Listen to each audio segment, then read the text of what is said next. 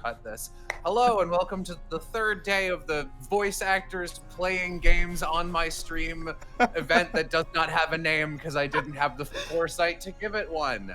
I am the main host, Brendan Blaber, aka Jello Apocalypse, and today we have special guest Ryan Hoyle playing Chess of Blades, a game I know very little about. Ryan, why don't you introduce yourself? Okay, and hi.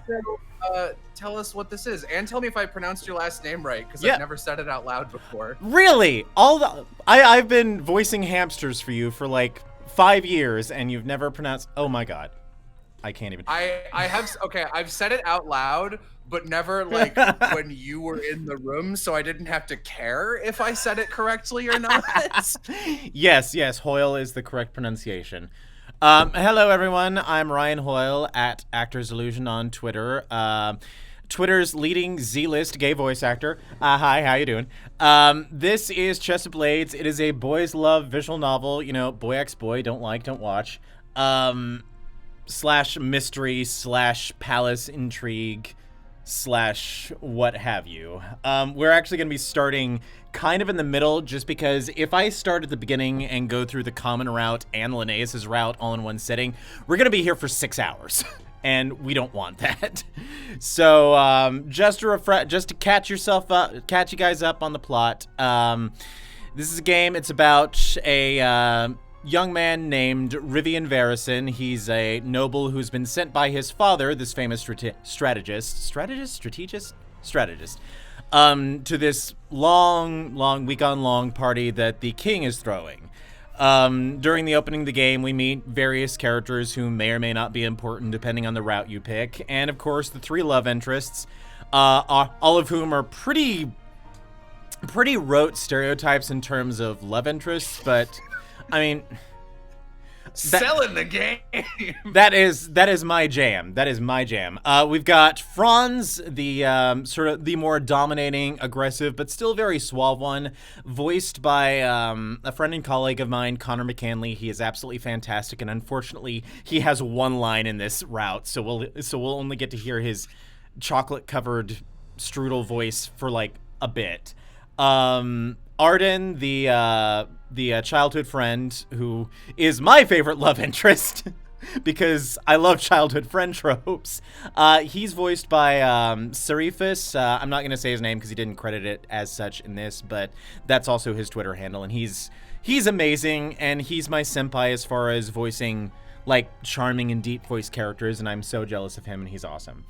And then, of course, Linnaeus, who is the glasses-typed tsundere, who I voice, because no matter how nice I am in real life, I always end up voicing assholes in video games.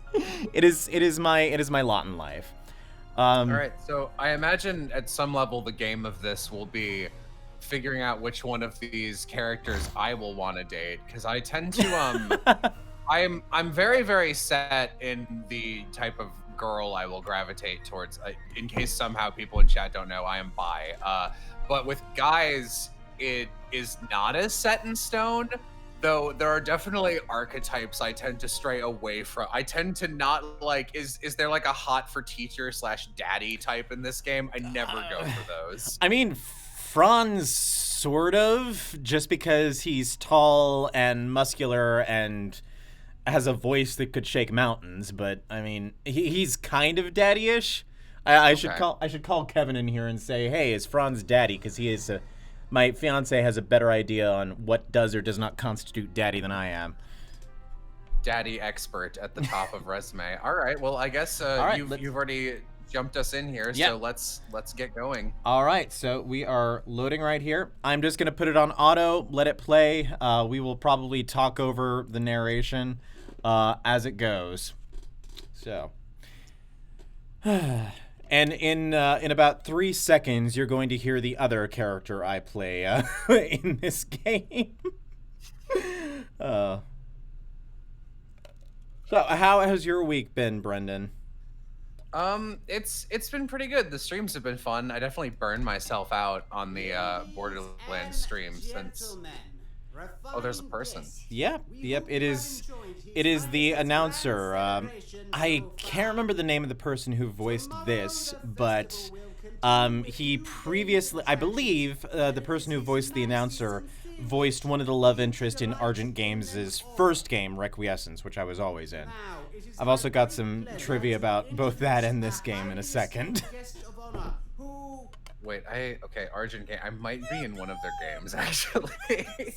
Oh, there I am. This grand dame right here is me. I don't know why they had me voice this character. I think they just thought it was funny. Like, she has no sprite. Very sexy! They just said being over the... Precious diamonds. Oh, I can't breathe. I bet you can make pretty good money off of like a Bob's Burger style video game with like a dating game where everybody is doing a cross-dressing voice.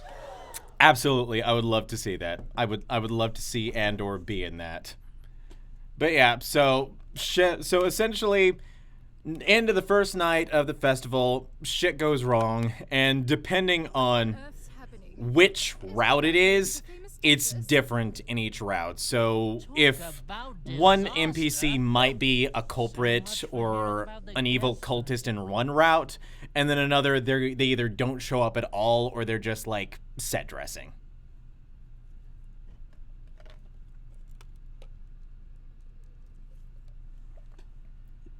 My one and only time playing a Duchess. Fantastic. Okay. I don't know why I recognized the name of the company, but no, I was thinking they might have been the people who made Queen at Arms, which I am in. But Oh, you're in Queen at Arms too? yeah. Oh shit. Who are you in that? I'm a DLC character, I think. I'm oh god, it's the half shirtless mage with the white hair. Oh boy. Shit. Okay. You know what? I have my phone and he's on my Twitter banner, so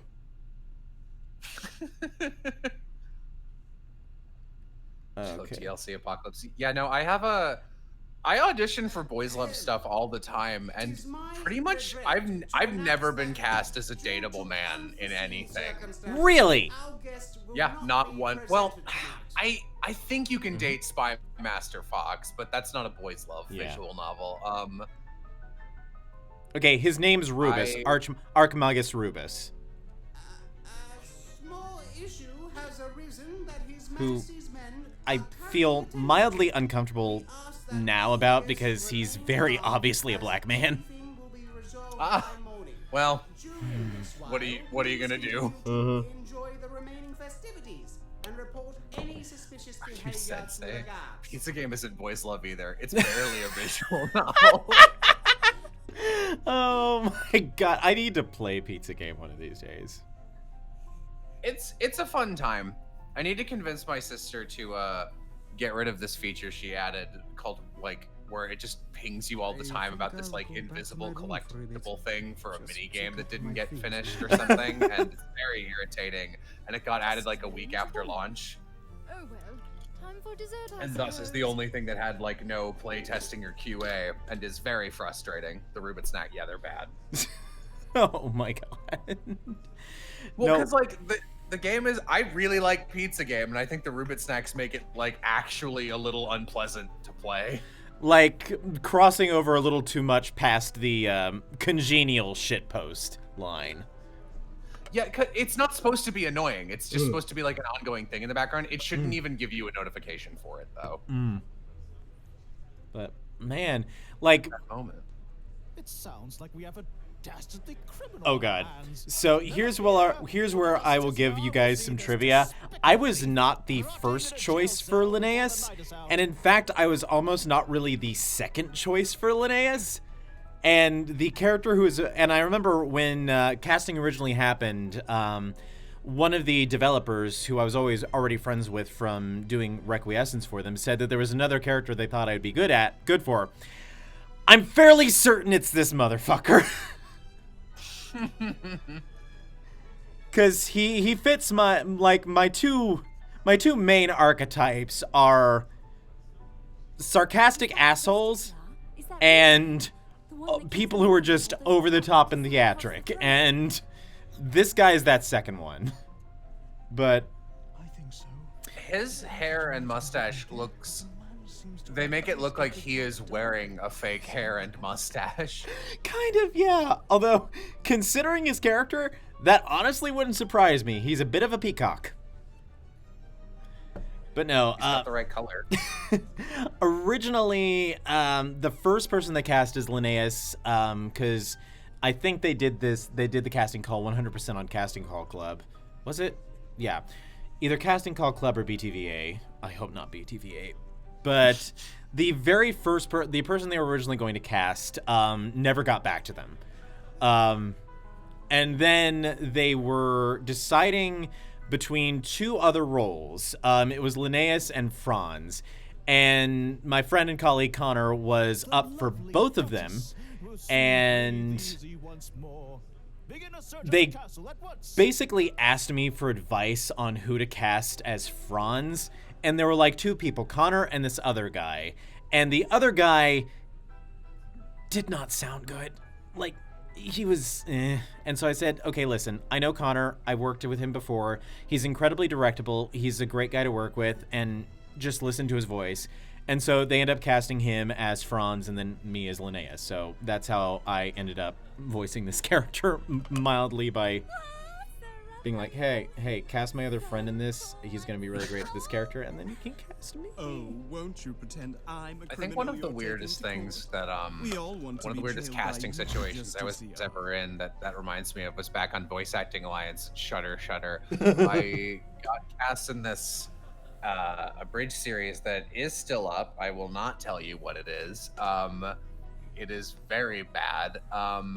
But it's a show, and there is a character I auditioned for, and the person who was in charge of it, who I'm gonna guess was maybe 15, and to their credit, they made the first episode, and like that's legitimately they're in like the 80th percentile of Voice Acting Alliance projects just by virtue of that alone.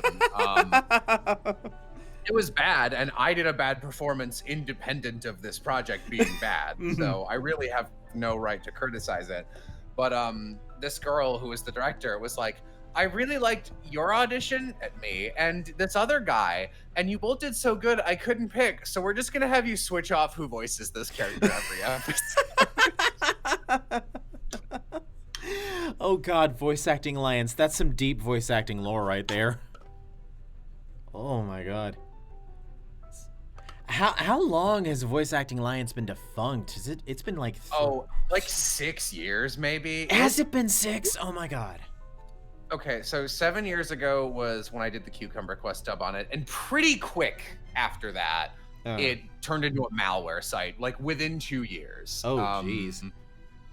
So it's been a hot minute, and like I know people kind of did you hear about the Duchess? make fun of stolen diamonds. I don't really. People make fun of Casting Call Club because it still has some of that Casting Club call shit on it, but like Casting Call Club really is like has 90% of the features that when I used to audition for shit back in like fucking 2013, I'd be like, God, I wish this were a thing. God, I wish this were an option. Did hear of the thievery. One thing I really I do like the Casting Call Club has been trying to take steps to like cut down on some of the bullshit, like try to get rid of the projects that are just obviously not going to go anywhere, to end up cut down on the goddamn joke auditions. I also like that they be resolved soon. They kind of it's not a vetting system, but they let you know like this person has done projects before, this person has paid their actors before, here's their other things, and it's like, oh good. That's really fantastic. For anyone in the chat who has no idea what in the hell we're talking about, Casting Call Club is a website where basically you can host casting calls. The way it works is that you'll have the project page, and then you'll have a description of the project, and then down past that is going to be all the roles. And you usually, for Casting Call Club, it's usually you have the role, you have the description of the role, and you then have like 2 to 3 lines for the character, and then people just have free accounts on there, and they just upload the auditions, and you can use that to kind of pick. And I think all auditions have to be public facing on that to this day. And there is like there's an ability to comment on auditions and upvote, and I'm not a huge fan of the upvote system, but what are you gonna do? Yeah, I am also not a huge fan of the upvote system, and I also disagree with what as a casting director who's done it for money, I often think people are very bad at upvoting things that are not a good pick for a role. Oh god, there was a long time ago, and it actually might have been BTVA, but I auditioned for this. It was basically an original anime, and I auditioned for the role of an 18-year-old gay high school student. And I lost out the role to another person who was also voicing one of the female characters and was voicing him like a 12-year-old gay student who essentially, near as I can tell, got cast because they were well known on the website. It was like... That's how it be. So... this character, our protagonist keeps mentioning their father. Are we like the prince or something? He's this important strategist to the king. Like pretty much all we hear about his father is that he's this very important man who's a strategist to the king and is well known for being exceptionally good at what he does and for being trusted by the king. Okay. It's interesting because it's a plot thread that gets brought up, but outside of, I think, this route, it doesn't really play into things as much, mainly because in this route, Rivian, essentially, this route kind of turns into somewhat not incredibly interactive Phoenix Wright, because the future, there's like one choice before the very end of the route, and I don't know how much that affects the ending, but pretty much all of the choices in this route are backloaded into a trial scene that happens at the very end, which comes complete with Phoenix Wright style cut-ins, and it's kind of fantastic. All right, now Rivian, now would be the time to like inform a guard that you found this necklace of diamonds, because if someone else finds it and you didn't come forward, then you're like hyper fucked. Don't throw them out the window, you dumb idiot. Okay, he give him a break. He's a twink. He's not that smart. You stupid idiot. And the perverted foreigner mentioned here is Franz, who during the earlier part of the game just kind of leaps onto his balcony and grabs him from behind, and is holding him in this very compromised position while he's basically telling him like, "Listen, something strange is going to happen, and you must be ready for it, kitten." Okay, goodbye.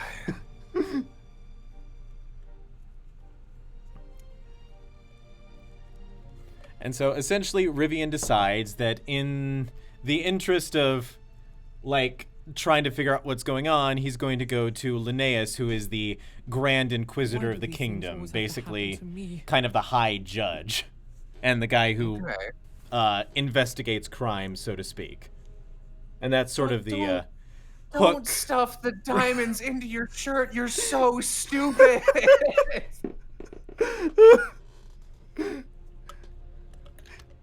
Oh. God, if I were a creepy eligible bachelor in this castle, I'd probably also be trying to seduce this dumb idiot. I feel like it would be very easy. I mean, guess what happens later during a scene with him and Mr. Peacock? Probably sex. No sex, but there is some mildly creepy seduction. Oh, great. Wonderful. I do have to give a shout out here. Rivian is voiced by a guy by the name of Jamie Hughes. He's Welsh Fox on Twitter. I don't think he actually does much voice acting. I think this might be the only role he's done, but he's absolutely fantastic. He's a great friend of mine. I think what he mostly does is he does a lot of vlogging on YouTube, and he's fairly active-ish on Twitter. And the really funny thing is, between the cast members of this game, all of us had to have British accents. And me and Connor are both Americans, so we're very much putting on British accents. But the actors for both Rivian and Arden are actually both UK voice actors. But Jamie, who plays Rivian, is Welsh. And the most surreal thing I've ever done was the directors of the game actually brought me into a call with him to try and give him some voice direction to work on his accent, which it felt very strange trying to teach a British accent to someone who's already British. But... and... he keeps it up. He keeps the received pronunciation accent up really well, except for a couple of moments when Rivian gets really emotional, when his Welsh pops out, and I actually really like the flavor it gives his character. And there's me talking for the first time in this route as Linnaeus, and you can also hear my accent slipping. All right, when did this come out? This came out, I want to say, late 2017, maybe early 2018, because I remember I had moved to Texas by that point, and when the casting call went up, I know that I originally found out that I hadn't been cast as Linnaeus, while I was over at our friend Rose's house, and I was like, oh, because this was also back when I didn't deal with rejection as well as I do now. Suggesting that I ever deal well with rejection. A pair of hawkish blue eyes behind the lenses. Boring. Holes into my skull. The prose gets beautifully overwrought at times. I love it. I've got my hands rather full right now, you see. They found this necklace and they're freaking out. Can you be my seme and just like comfort me and do everything for me? Actually, you know, as dumb as Rivian is being, one thing I like about this is that he's remarkably there's a stereotype in Boys Love Games that the protagonist is usually kind of just getting thrown around by the plot and his love interest is usually solving things. Rivian is actually surprisingly, oh god, what's the word? Not assertive. Effectual? Effectual, yeah. Effectual is one of those words. Mother fricker, I'll remember it in a bit. But he actually ends up doing most of the work in this route, which is kind of funny considering the fact that this is Linnaeus' job, but hey. Oops. Yeah. Also, Linnaeus' accent was so precise and so very much on the tip of my lips that I was terrible and like left most of my lines until practically on deadline, so I did all of them in the space of I think 3 to 4 nights. And Linnaeus' accent is so precise that by the end of the sessions, my lips were starting to go a little numb. We're reading through Professor Layton versus Ace Attorney right now, which takes place in London and then like a fantasy world off of London. And switching between different characters and trying to do British accents for like an entire cast of people is exceptionally difficult. Oh, I'm very bad at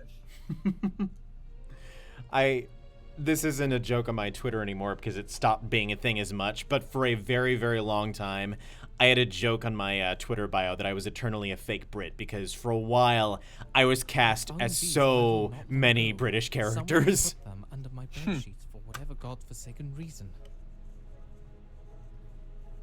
Yes, someone put them under your bed sheets, probably to frame you, you idiot. Sense for me to turn myself in as a thief if I'd actually stolen them, right? Oh.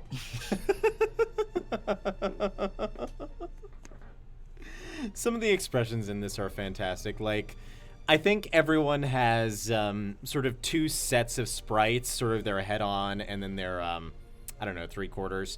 And Linnaeus is surprised. I was playing through this route last night, essentially just to see how long it would take on auto, and Just his surprise sprite is just like his eyes slightly open, his mouth slightly open, and it's just like not so much surprised as in mildly concerned.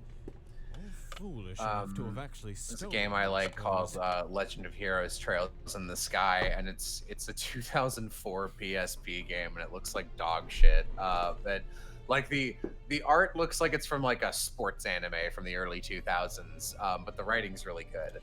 And my boyfriend and I have a running joke because all of the strongest characters have like at least one portrait where they look like closer and closer towards the camera because everyone's in a 3/4 view, and then like I think both the final boss and like your dad, who's supposed to be like the strongest, are looking straight forward at one point.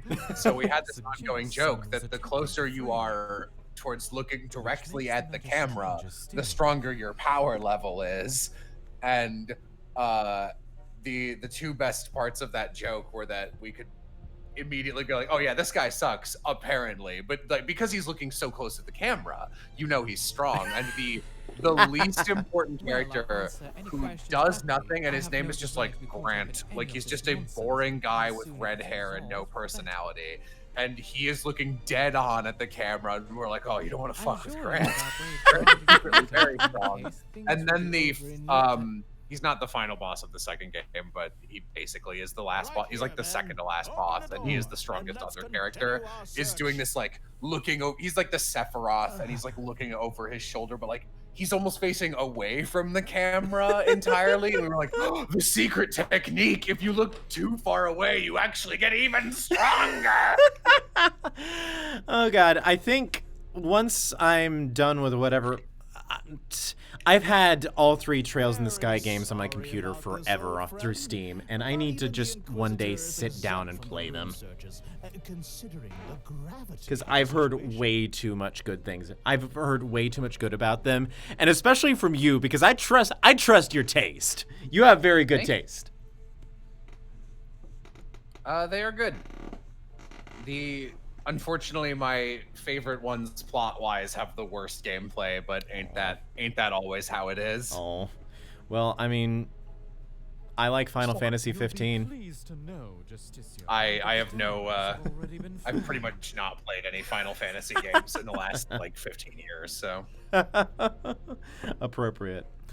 So is that Final Fantasy Boys Car Trip? Yes, it is. It is Final Fantasy Boys Car Trip. I thought people generally liked that one. It depends on who you're talking to. If you're talking to the populace at large, yes. If you're talking to Final Fantasy fans, I don't give a shit what they think. Well, yeah. But the one hilarious thing about this route is that I bet you can't guess who the eventual big bad is. You know. Are they on screen? No, how can you tell? I spotted them tucked behind one of the king's favorite statues in the South Hall. I think it's mildly worse because I don't know if Raphael actually even shows up in the other routes. Like, I know that the villain for Arden's route shows up, at least for a cameo in most of the other routes.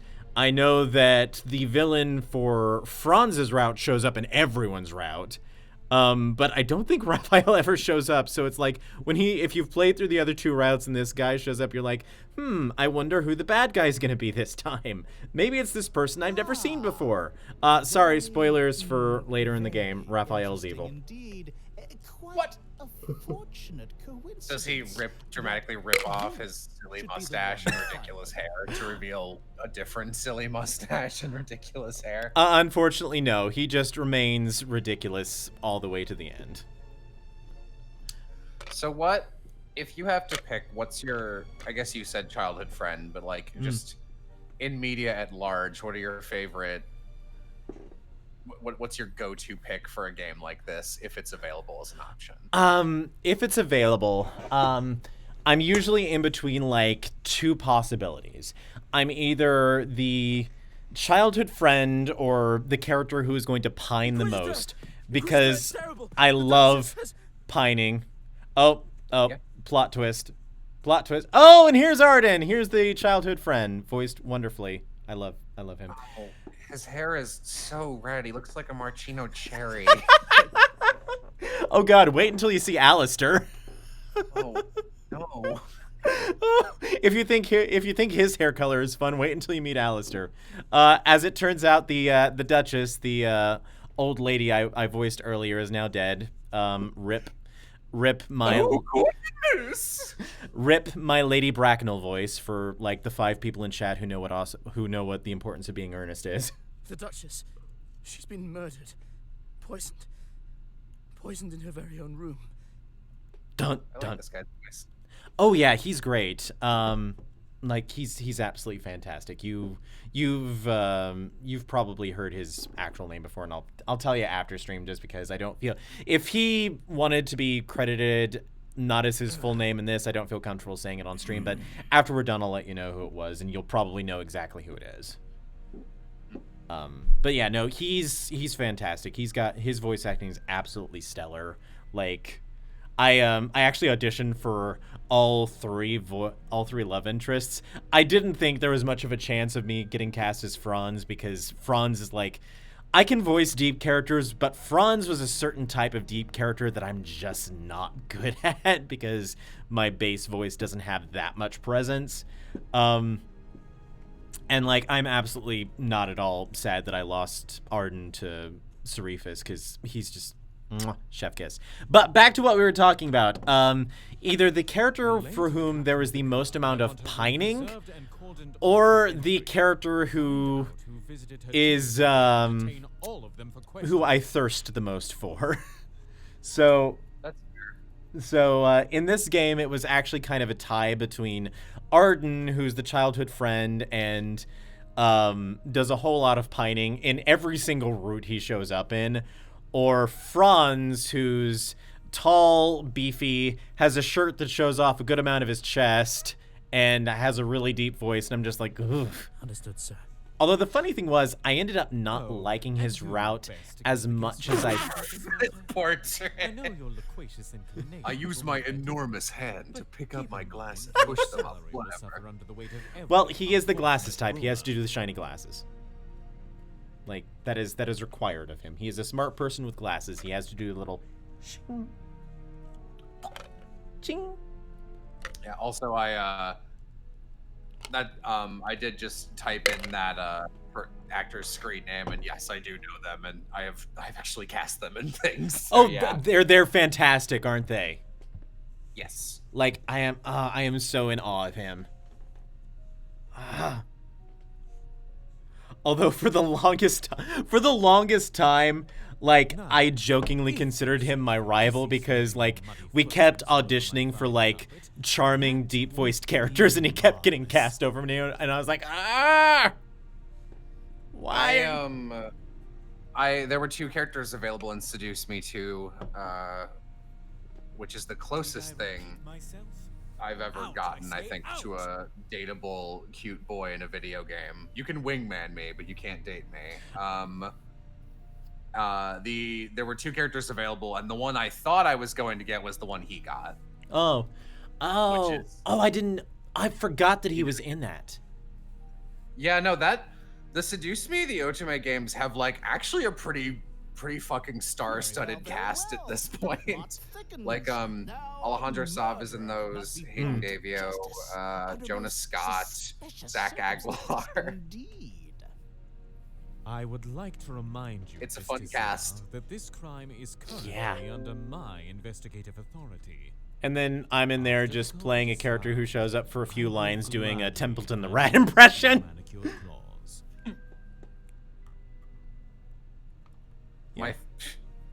I like that in one of my other, oh my god, what is it? It's in like a supplementary Seduce Me thing. That might be the only gay guy character I've ever played in God anything. Yeah, I think maybe anything. There's like a bird demon man who's getting married to some other animal demon man, and he walks up and is just like, "This shit is off the hizzy," and then leaves. And I don't remember what he says. That is the voice I use for him, though. What kind of animal is he dating? Let me look. Oh God. He doesn't talk like that's his voice. He doesn't say that shit. Let's find out. You know, looking back at like Seduce Me the Otome and even like some of the other stuff I was in earlier in my career, like it is insane. It is insane how far like these indie visual novels have come since like just the middle of this decade. Yeah, like Pizza Game. Wow. Well, I'll leave you to your work then. Like, If any more just jewelry as shows an up example, in the bed, very first I'll let you Boys know. Love visual novel I was in, Requiescence, like, I think the original, I don't know how the original casting call went, but like when they were recasting, which is how I got on board, like there were not a whole lot of auditions, and like they also had to recast like multiple characters just because they were mostly getting, you know, untested voice actors who had never done anything before and who would just kind of flake out. And now like there's this independent Boys Love visual game called Legend of Rune that like has it has Jonas Scott in it. It has fucking Zeno Robinson and Clifford Chaplin. I think it's Chapin. Chapin. There we go. It's like That's my guess. I don't know. Everybody I know just calls him Cliff or Clifford. Made And Like- I've never heard the full name. like all of these, you know, all of these really, you know, reasonably big name voice actors in this indie Boys Love game, and it's like, holy shit. Yes, for the dance. Do you have, you know, a date? A prior engagement? Must I spell it out? Real slick, Linnaeus, real slick. I mean, I think you need to be direct. Am I misreading things? Well, admittedly, their first meeting earlier, they basically spent the entire time bitching at each other, so. But hey, that's how you tell some people are in love. They spend all their time bitching at each other. Or that's what romantic comedies have taught me. I can't really make fun of people for being dense. In that case, I was why hanging don't out we with my take it friends together? one night. We were all I just have telling a like feeling that us with being all bad this at romance despicable stories, occurring, and I something happened to really remember like might 5 in a take place row. final And date after the last one, celebration. and like keeping all an of eye on them the were ball would be like in high prudent. school and college, and they all involved girls. And Mm. my boyfriend was just like, I don't want to be mean, but I think you're bad at being straight.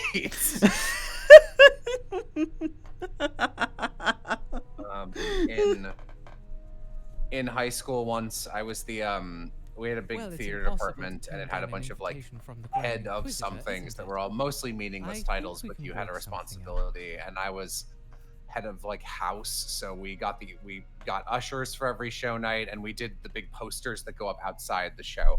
We were Mm. doing this show called Neighborhood 3 Requisition of Doom, which is about zombies and video games, and phone numbers are a motif in the show. So we were making random phone numbers and putting them up on this board Good. as Uh. a visual component. Perhaps it will be And an this enjoyable girl who drop had a point in the crush sea on of me at the pain that time celebration has was become. kept repeatedly going like, "Hey, this one's my phone number, just in case you want to like remember it or anything." And then like 5 minutes later, it was like, "Which one's mine?" I was like, "I don't fucking know." Just like not even throwing a single bone. Just like, why does she want me to know her phone number? I was How weird. I was pretty much just as bad. I was No. just as bad in Enough high chatting. school. Like Distracting me I and go think skitter back off to your room. there was some time, I think it might have been in junior high, someone was like, "Hey dude, that girl was flirting with you." And I'm like, "What? Huh?" I was bad. I'm still bad. I thank God that I have been dating my fiance for so many years and that we are secure in our relationship and we are very much in love, because I don't know if I could handle actually being in the dating scene. I don't. I've gotten good at recognizing when I think someone has a crush on me, but I don't know how to diffuse it. Like, it's sort of a mean way of phrasing it, but like, it's just like, hope, like, my reaction is always just like, that's weird. Pretty sure that's a thing. I wonder if it'll go away if I ignore it long enough. And the answer is usually no. No, it never does. It never does until you until either a lot more time has passed than you want to, or you just do something about it. Yeah, there's a term called reciprocity, which is I'd say don't quote me on this, but every time I've heard someone mention they acted on this piece of knowledge, it's gone well in the long run. So actually go ahead and act on this. There is a higher chance of someone to like you if they know you like them. I don't know why, but like that is a thing with human brains. So if you confess to somebody, that might actually increase your chances but like only in like the short run, only if they were like not really thinking about it, but then they're like, oh, all right, you're an option. No, okay, give me a week to think about it. Don't be creepy though. I don't know. That is a thing. I mean, the guy I'm currently engaged to, I once told, I think, 5 months after I met him, I told him I had a crush on him. He told me he was straight, and now we're living together. So I fixed him good. Although, as we later discovered, on our own personal timelines, he figured out he was gay long before I figured out I was gay. Because he, near as I can tell, figured himself out in high school, and I didn't figure myself out until college. Like, I was 20 before I came to terms with the fact that I like to smooch boys. Fine. When I was really young, like maybe even like fucking like second or third grade, I remember, and this is, I don't know how young people in the chat are, but if you're like 15 or whatever, I think the majority of your life it has been okay to be LGBT, but like when I was very small, it wasn't still. And I remember, it's fun because I like, even when I was little, it's like very funny, all things considered. Even when I was little, I was like, I get gay people. That makes sense. But what the fuck's up with bisexual people? That's so gross. Like, sincerely, I was like actually biphobic when I was little because I thought, I basically thought what that meant was, and this is like a weird, I don't even know where it stems from, stereotype about bi people is that they are like flighty and will like date who the fuck ever and like don't have partners for that long, or are like inherently polysexual. Not that that's a bad thing either, but I also thought that was bad when I was little. And no, all it means is that you like more than one gender.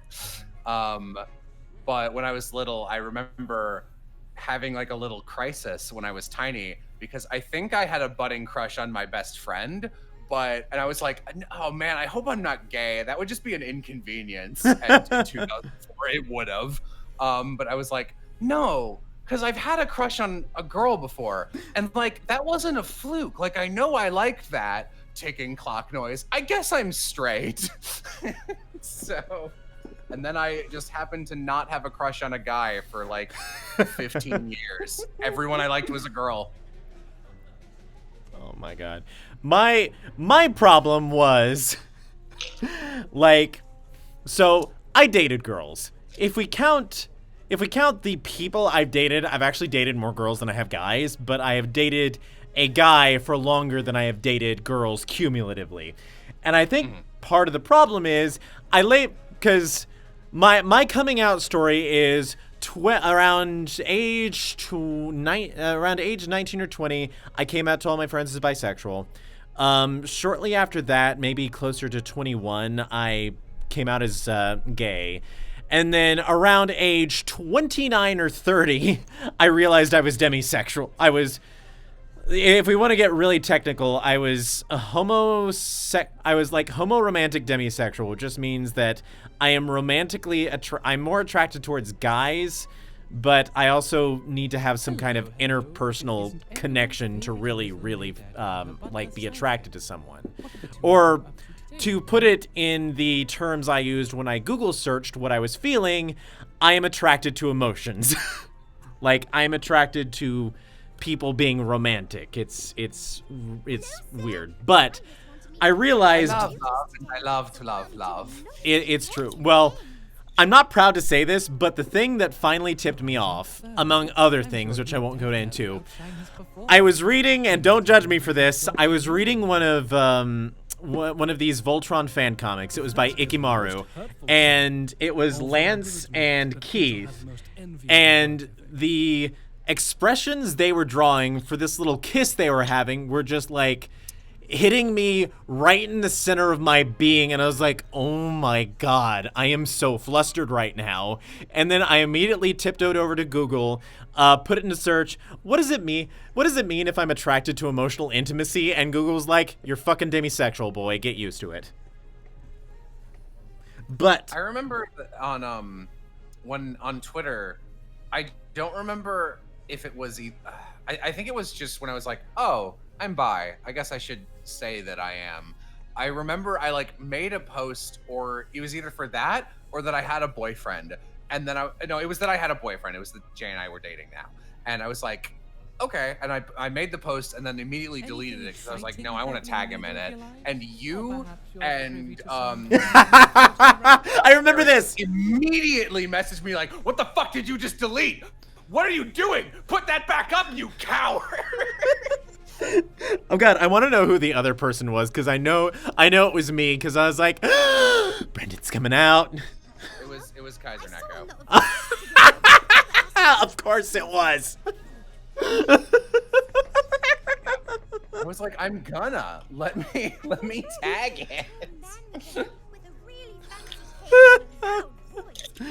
But anyway, back to my old point. I think the reason why I was able to date girls for as long as I did was because that emotionally I was more or less attracted to them, but when it came down to it, like, I wasn't really that physically attracted, or the physical attraction I was feeling was basically something I was constructing because society expected it. It was like, oh, I should be attracted to this girl because, you know, people think she's cute. I should, you know, date her because as a man, as a young boy living in the deep south, I should be dating women. Compared to the Justiciar, though. I thought you were gonna phrase that as a young boy living in the deep gay, I need to date women, which I guess still works. It's funny. I know that people have mentioned that they don't like it when people do this, and I understand why. But like every single person I've known in high school who I came out to was like, yeah, we suspected. Yeah. You're going out to the festival, sir.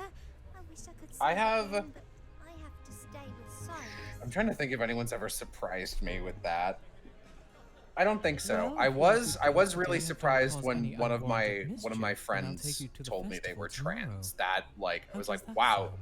you have not let on at all. They're like, good. I'm trying really hard. I felt so bad when one of my friends from college came out as trans, and the thing is, I had known him for so long that it took me, because I'm really bad about names as is, and once a name is in my mind, it takes forever to get out. So I kept accidentally dead naming him for so long, and I felt so bad. Yeah, it takes a while for my brain to make the switch, like just linguistically. Hey all, welcome to the Chess of Blade stream, where the game plays in the background where we talk about being gay and shit. Excellent. I mean, I'm off yeah, for now, no, then. that's Stay that's out why of we're too here. much trouble. So yeah, how do you like the pink-haired lolly, the British pink-haired lolly? Doing my best to ignore her. Great, it worked. No, I do love her. I don't know I only remember off the top of my head the names of the main voice actors, but I did love her just because her performance is so enthusiastic. I feel really bad because in Fire Emblem Awakening, I used Noe, who is like the grocery dress little girl, because I love her voice actress's performance. Like, it's really fun to use her because her crit lines are really enjoyable. And I was like, reclass you into a Draco Knight, so you have pants. And okay, I will do my best now. I'm Also, sure. their crit icons are just like a cutaway of their face and not their whole body. Yeah. Oh god, you had a. It's been forever since I watched it because I watched it with Kevin. But you had a joke about that, and so this is basically Fire Emblem, didn't you? I sure did, and I didn't play Three Houses, but oh my god, if in that video I made a joke about the only gay character, like either no character being gay or just like, I don't want to phrase it like this, but like the worst option being gay. It's like, it's you, the old man, and people commented in droves after Three Houses, and they're like, "Yup, it's that in Three Houses." It's like, really? Fuck. All right. You had to bring up Three Houses. I'm gonna go on a Three Houses rant. Oh boy. I'm gonna go on. I won't be able to participate. No, Three Houses pisses me off so much. Well, Three Houses both pisses me off and doesn't piss me off. Like, on one hand, like, they have a lot of really more or less pretty okay bisexual options for the women. They've got like 5. One of them is Edelgard, and I like the fact that we have a bisexual lord who, you know, is an Ike. And then, of course, you got the Dragon Lolly who lives inside your brain. Church Mom, Dorothea, and oh god, I can't remember her name. She's like blonde and sweet. But what I do like is that Dorothea is like very openly bisexual in the writing, and it's not treated as a joke, and she's not treated as a slut. And it's like, oh my god, a decently written bisexual character in fiction. Thank fucking god. And go ahead. Oh no. I was gonna say, Fire Emblem Echoes, which is a game nobody talks about, since it came out between Awakening and Fates and Three Houses, very quietly in the background, and is like fully voiced and has like everyone giving amazing performances, and it has the best art and music in the series. Go off, I guess.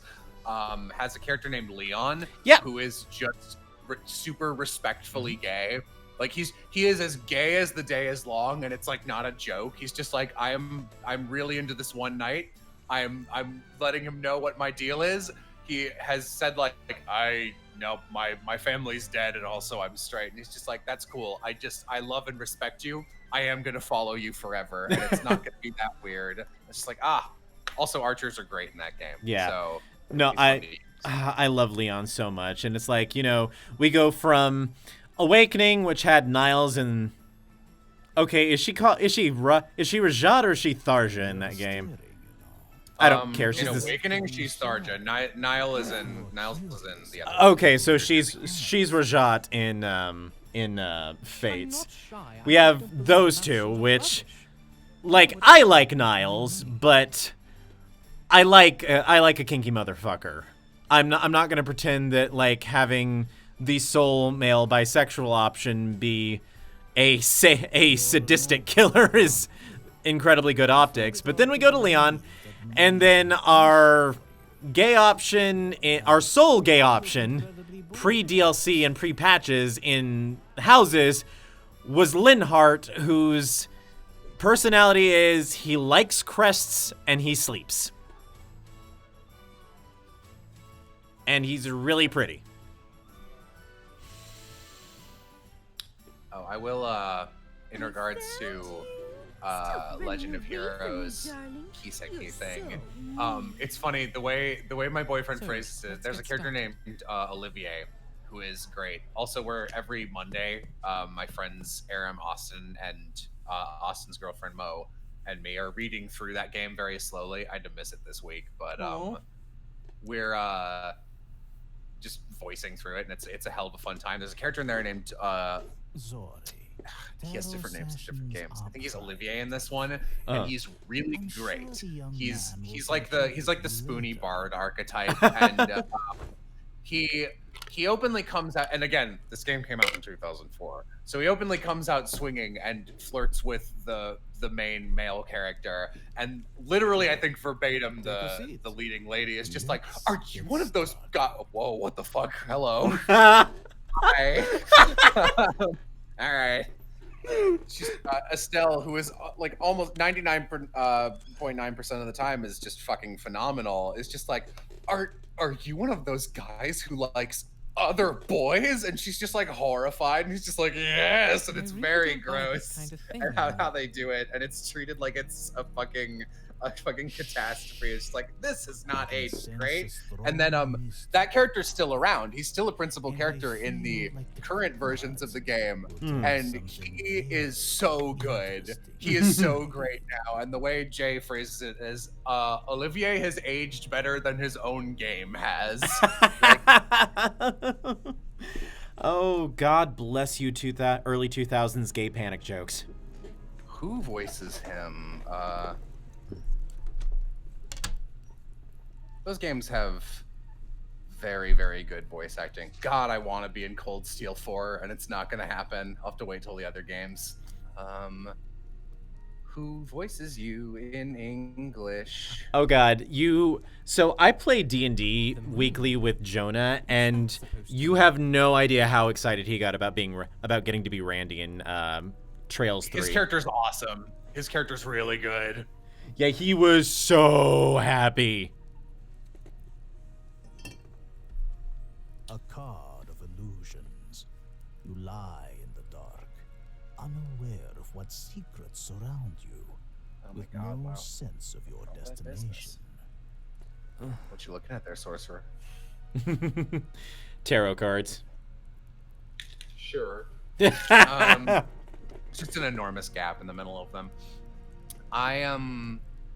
Yeah, but he's great. Perhaps And that series is like all over the place with its LGBT rep, because like that guy starts bad and gets good, and then immediately in the second game, which came out in like 2005, they have this still like maybe a little awkward, but like very cute, almost accidental lesbian confession, though it's easier to get away with girl on girl than anything else. And then weirdly they go backwards on that one. There's this character named Angelica in the Cold Steel games who is just a fucking train wreck, and like her personality is she's just like so uncomfortably into other women, to like the degree that she'd be arrested if she were a dude. And it's like, it's not cool. Like the fact that she's a girl doesn't make any of the shit she's saying or doing okay. And after we my friends and I do a thing where we, like I mentioned, I like doing charts and shit in my free time. And my friends and I will do a thing where we rank all of the characters based on like mechanics, how much we like them on a scale, and then personality, how much we like them. And all of us tanked Angelica's personality, and I think someone's description of her is just, I cannot bring myself to like any character who salaciously like smacks her lips and talks about hopefully fucking 3 15-year-old girls.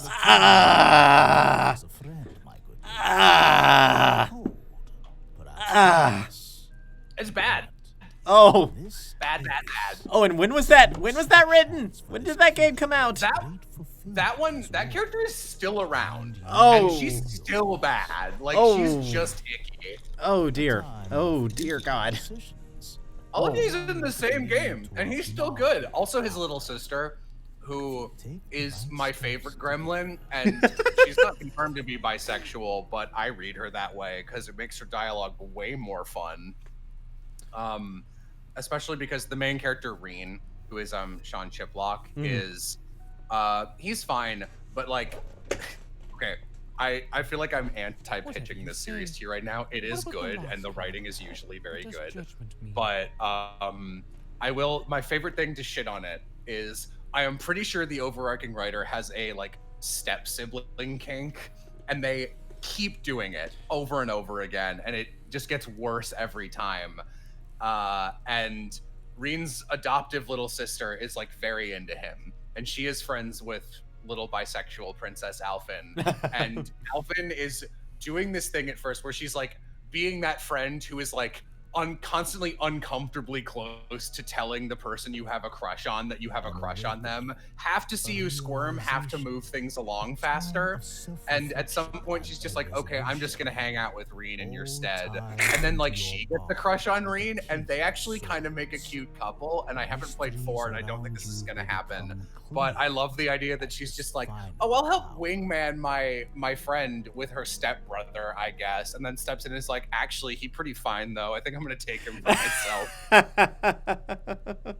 Alfine's great. I hate Elise. She's like not even a bad person. It's just gross to want to fuck your stepbrother.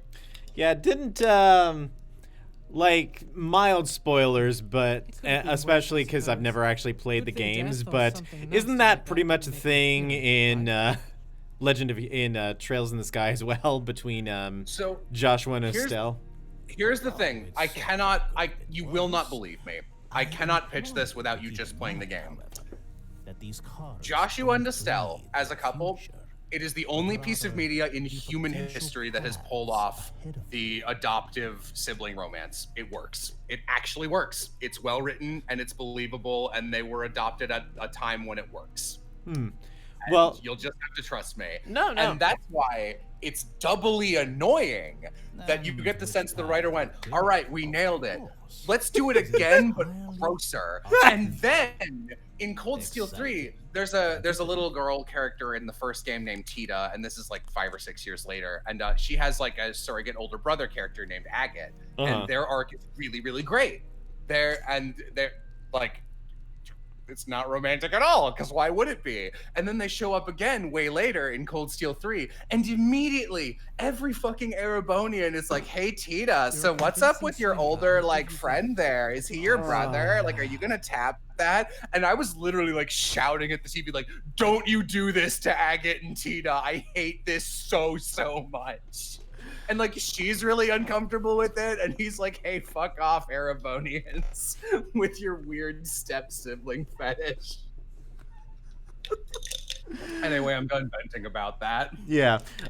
Incidentally, to anyone actually watching the game instead of listening to us just go off, I don't know that tarot scene actually serves as anything other than oblique foreshadowing, but I think you have to see it in order to get Linnaeus's good ending and not end up with him jailed at the end. I don't know how because the one thing I like about this is that usually in these kinds of games, whenever you're making choices throughout both the common route and the route itself, is that those choices are usually determining your affection level with your love interest, and if you have it high enough, then you have a chance to like make one final choice that determines your whether or not you actually get the good ending or the bad ending. In Linnaeus's, aside from this, all of the choices are during the trial at the end, and instead of choices that, determine how much Linnaeus likes you, you're basically making choices to decide whether or not you actually, win the, 5-minute trial at the end. How much in jail he is. Yeah, how much in jail he is. You at the festival? I thought you were So I do kind of like that, just because I like the idea of the choices actually contributing more to, the plot, instead of just being, oh, your love interest likes you enough, so therefore you can help them.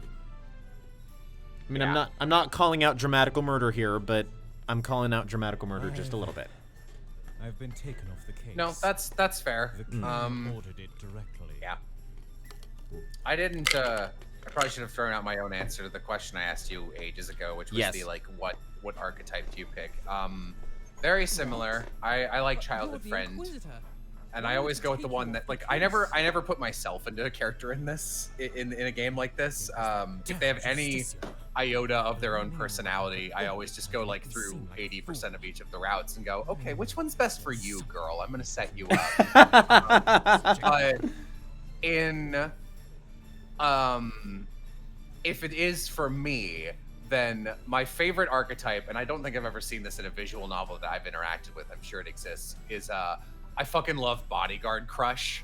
Just any level of oh, I'm your knight or I'm your bodyguard, and one or both of them has secret feelings for each other. bonus points if there's like a class disparity and like they can't be together because one is too poor.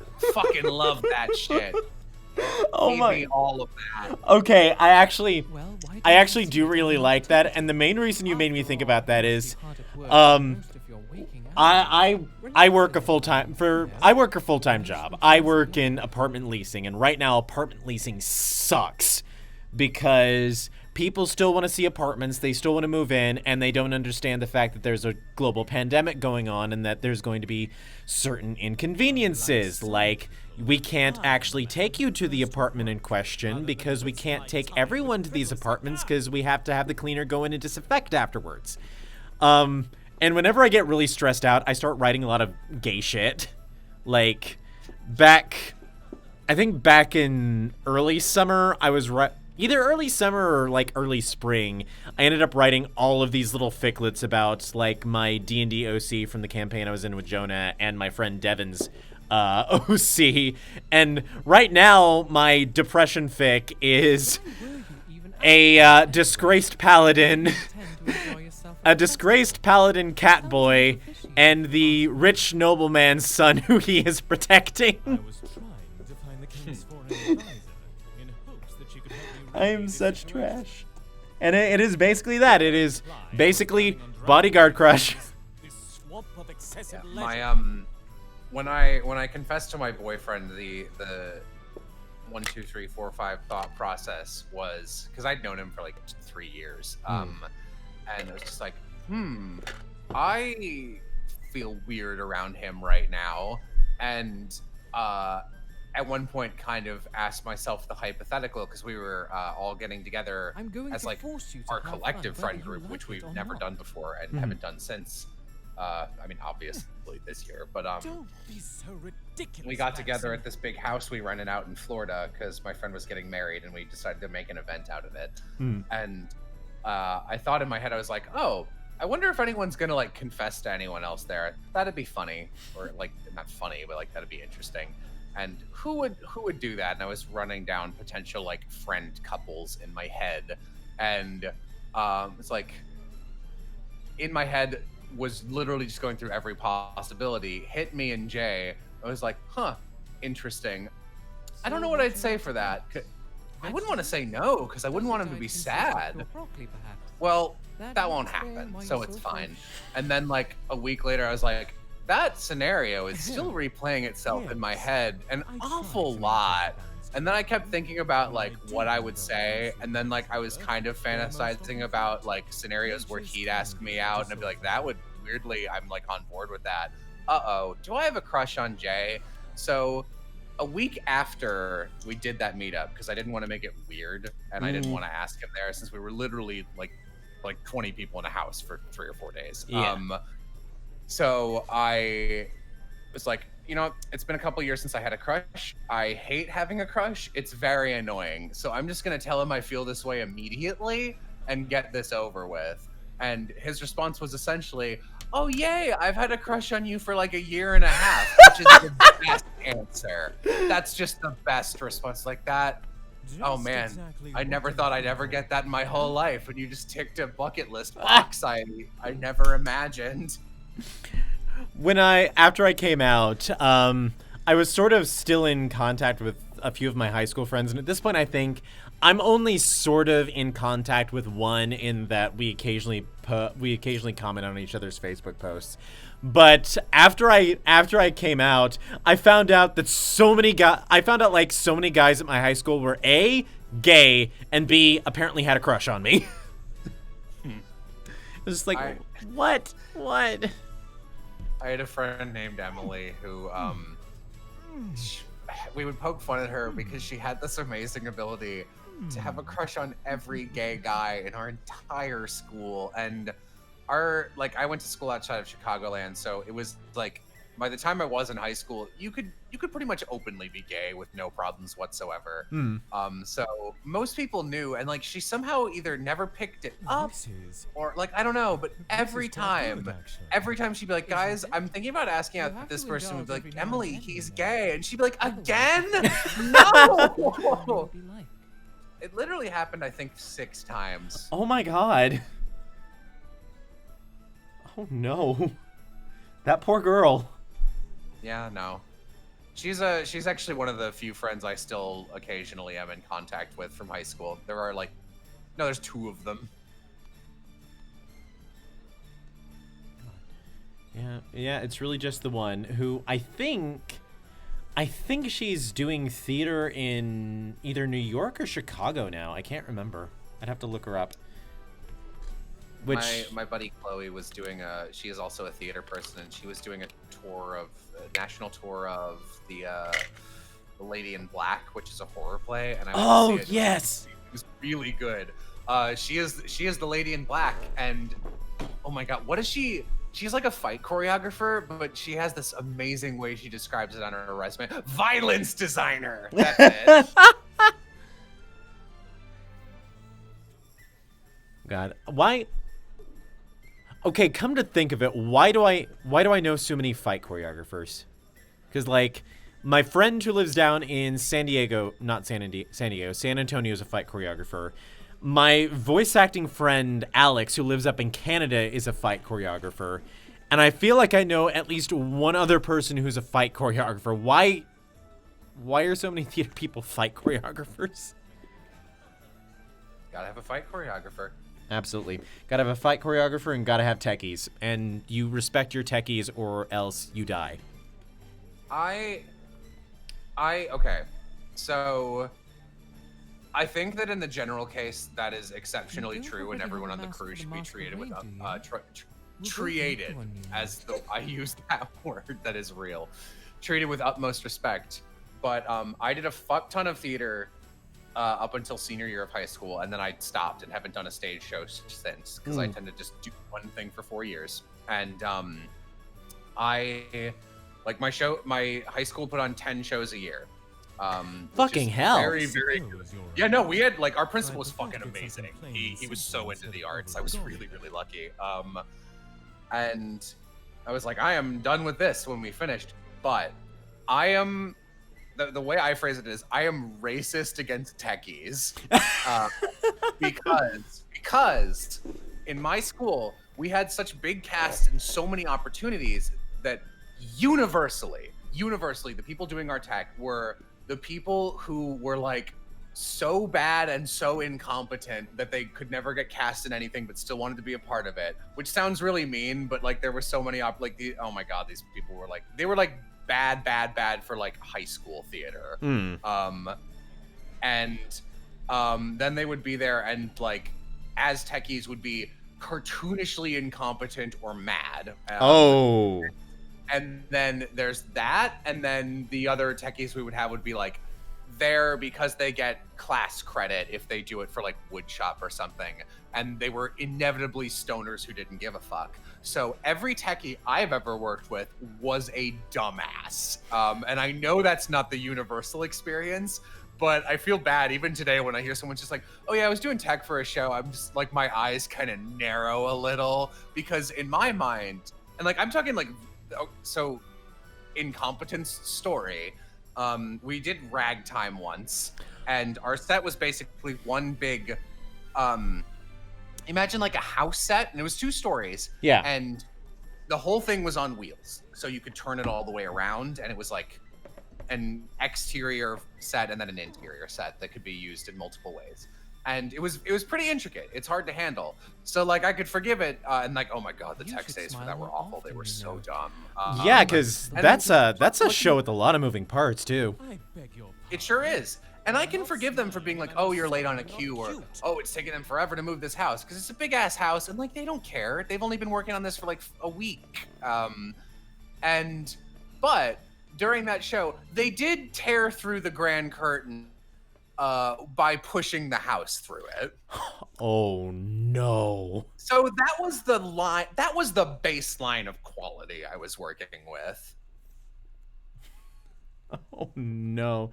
Like, I think I've always had really good experiences with techies, like even back as far as high school, because the thing is, I grew up in a town that was kind of like, It was big enough to be considered a city, but it was small enough that it was very, very rural. So most of the people who did a lot of the tech work, like the building and things like that, were people who were probably also over in the shop class. So they more or less knew what they were doing, and our teacher was amazing, and I love her, and she's fantastic. So like when we did Seven Brides, Seven Brothers, a show that no one should ever do, we, in order to have both the house that the brothers are in and the town, and the front porch that figures into like a couple of scenes, we basically had these trains that would flip around, and one side would be the town, and the other side, when you turned it around, would be like parts of the house. And up until, I think, and for the show, I think we did like, either previews or we did, our previews were basically the Wednesday matinees we did for the elementary and junior high students. They basically got to come for an afternoon, not do school, and come watch the show we were putting on. And I think up until the preview, we still had not gotten the set changes down. And then by some sort of witchcraft, when lives were on the line, we finally got the set changes the first time we had an audience. Nice. I don't know how it was. It's always been my experience in live theater that that usually around the first preview is when things will just magically coalesce. I lied to you earlier. And then in college, I was kind of half a techie anyway, because my college theater course basically wanted us to try a little bit of everything. So I, of course, did acting, and then for like the end of my degree, we had to do set design. I think the class was called show design or something like that, where we actually had to sort of take everything we knew and like design a show based off the script we either chose or were given. And we also had to do directing, and our capstone for like the 4 or 5 senior theater majors was to actually put on a show from choosing the script, getting the rights, doing everything. And I actually ended up working stage manager for that, which if you're in a proper theater, the stage manager is basically up there calling all of the cues and making sure everything's going off right. And it was actually a lot of fun. Like, it was so much fun. It's like as stage manager, you spend all of the rehearsals just kind of in the background, like taking notes and making sure everything is going right. And then show night, everyone else no longer has to worry, and it is now your job to worry about everything. Yeah, I do have respect for stage managers and prop masters, because like even at my school, those are like that's a job you have to want to do and have like, here's my hours of this before you get to do that. So those people would do a good job. Oh my god, so much bad tech stuff. I hate tech days so much. It's just I'm a person who runs on efficiency, and like seeing people fuck up basic shit just like drives me up a wall. So sitting there for like an hour to do a 3-minute scene because like the lighting guy is like stoned or whatever made me want to die. Yeah. Ugh. And the last show I ever did, well, it wasn't the last show I ever did, but one of the last shows I ever did was we were doing Zombie Prom, and the director, who was crazy, but not the craziest director I've ever had, but he was pretty crazy. But he was crazy, but usually put on a good show. This was his first musical, and he did not understand that like the mic work and shit was, like, a world of difference from and he was just like, why isn't it working? And like everyone else, even like the other adult, like the choreographer who was a teacher, and like the I'm just gonna call him the composer, just like the guy in charge of all the music shit and the singing, music director. They were just like, yeah, music director. They're just like, this is how it is. Like that, it is this way. You have to fucking deal with this. Ugh. What was the last? I haven't done theater in forever, not because I don't want to, but because Why on earth I'm risking my my working own hours mental do not health jive well with sense doing of live force theater. process, I have no idea. Because I work weekends and matinees. The last, God, what was the last show I did? Was it Jesus Christ Superstar? Was it seriously Jesus Christ Superstar? I think the last show I did was fucking Jesus Christ Superstar at the Agenta Community Theater in Arkansas, in Little Rock, Arkansas, which was a fun show, except the director was doing it doing it like, We're getting head pats. yes, we are getting head pats and blushing.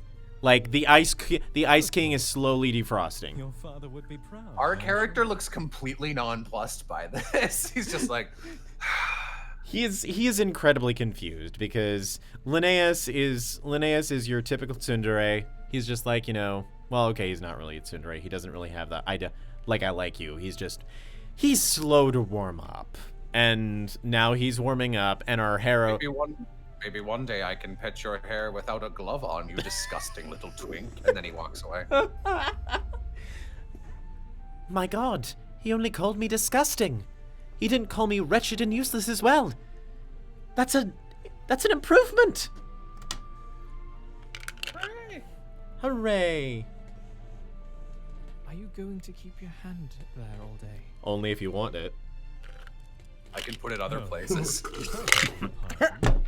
You were wearing so I thought you were indirectly Got him. The worst part is that there's no water in my cup, so I'm basically sipping the dregs of ice, and I just choked on the dregs of ice, which is fun because I also choked on my like leftover fireball earlier, so I'm batting 0. No, Linnaeus is fun. Like, Where do we start? I don't know why, because What fact do you I already am have about what happened? so generally animated in real life and fairly friendly.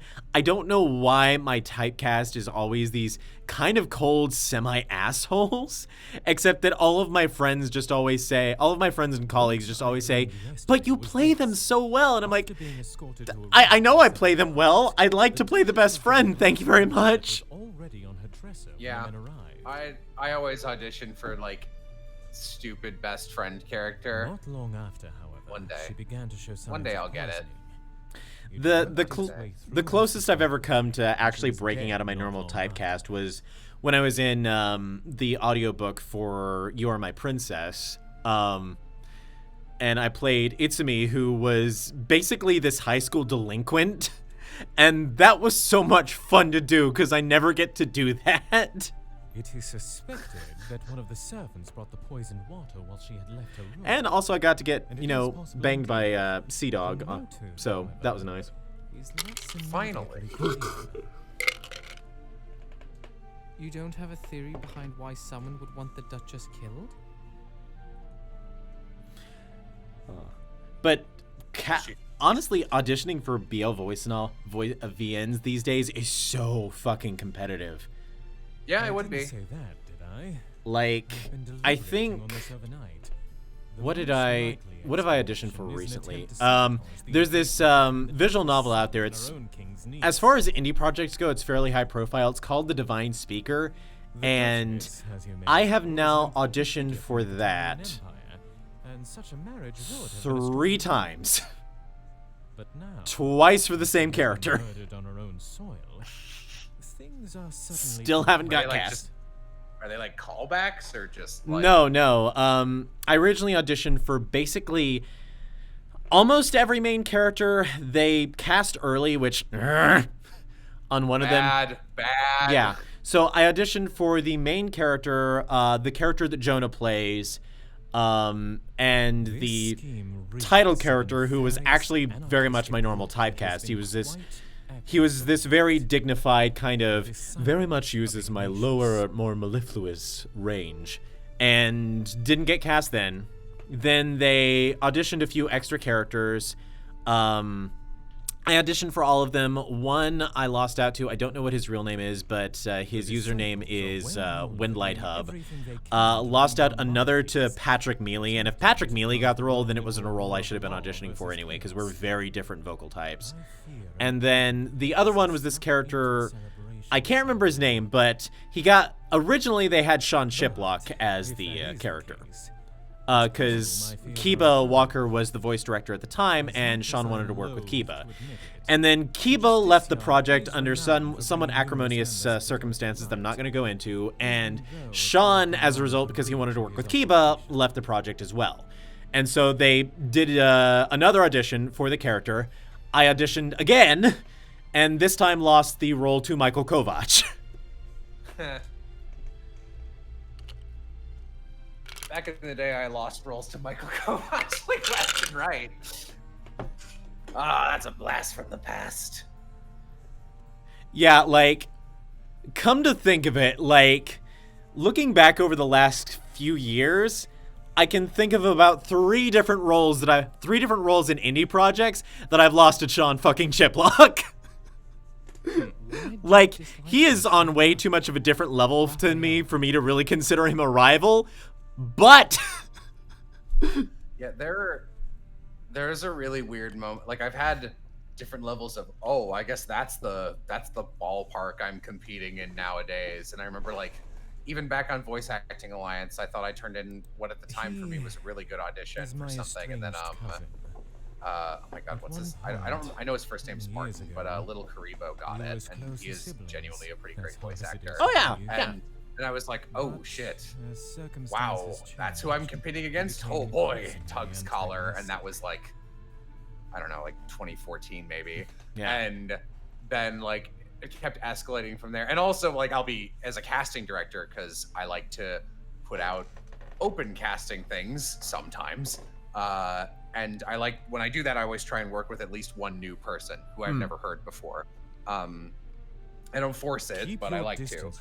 And sometimes I'll get out, like, I got auditions one time just for like some stupid, probably, so this is basically I was doing, and like Morgan Berry and Kira Buckland audition. I was like, what? You guys are real voice actors. Get the fuck out of here. And what else? Then this year, I remember auditioning for something immediately after J. Michael Tatum, and I was just like, I hate that feeling. Oh my god. Like literally doing like it was something at Funny, and it was like you go in for like a 15-minute segment after looking at your thing, and then you have like a 5-10 minute audition. Yeah. And like it was like, and he walked out before me, and I'm like, oh, I gotta follow up Tatum? I'm screwed. Oh right, no.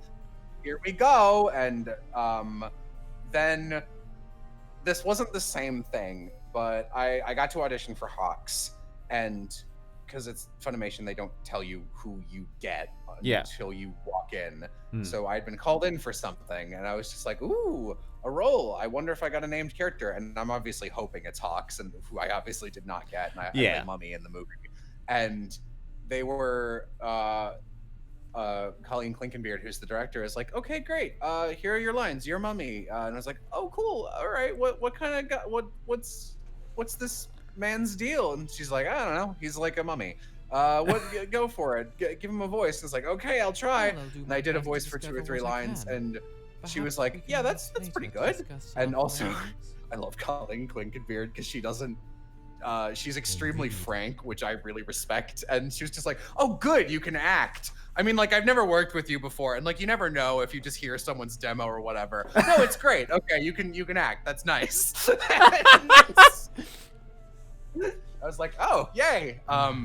She's so funny. I had her teach a guest class once too, and she and slight tangent on this tangent. She and it was a class Kyle Phillips was teaching, and someone asked like what's your policy on taking new voice actors? Flutter's eyelash, and she was just like, fuck it, man, like I don't wanna. And Kyle was like, I like taking new voice actors, which he does, and he was like, I like giving him shots. And she goes, nah, I wait till like at least like a couple other directors have kind of put him through the test and they say they're good, and then maybe after like a couple recommendations, maybe I'll give him a look. Maybe. I don't got time for that stuff.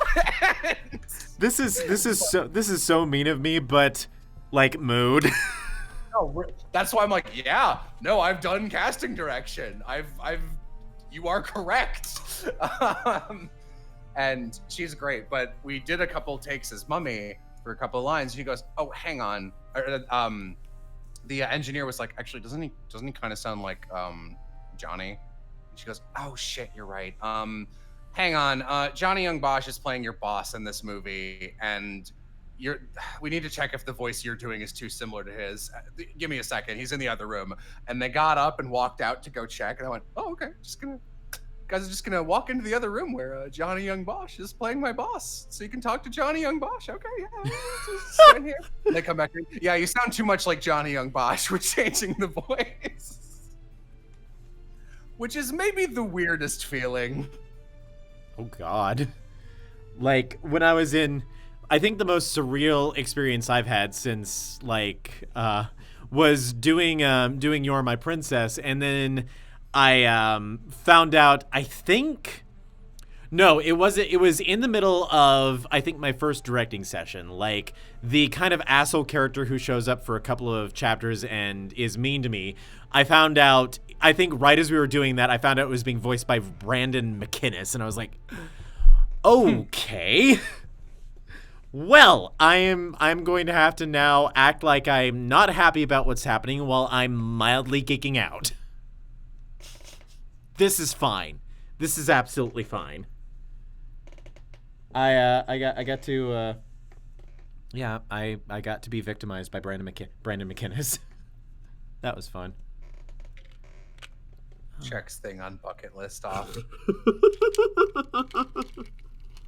I don't yeah, I've never met Brandon McInnes, but I follow him on Twitter and I love every little thing he posts. He seems very, very funny. Like I got to see some video of him doing directing with Connor in the making of video, and he just looks like this ball of energy. Like I can't not like him. Yeah.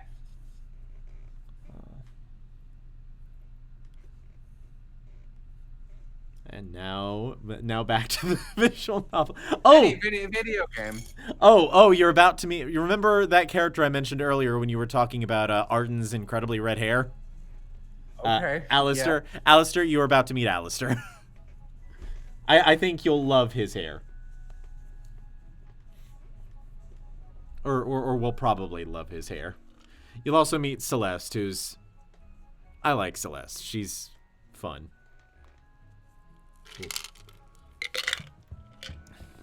Celeste is one of my favorite names. Really? Yep.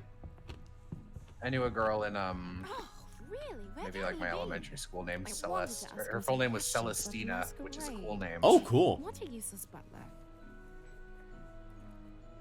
Miss Celeste, maybe he's attending to some important matters. I don't think it's fair to be so mean. Wimp alert, wimp alert. Also, it's funny because this character with... There he is! Okay. I mean, I'm more distracted by the fact that there is a blonde woman on screen, so God, he really looks like a Three Houses character to me.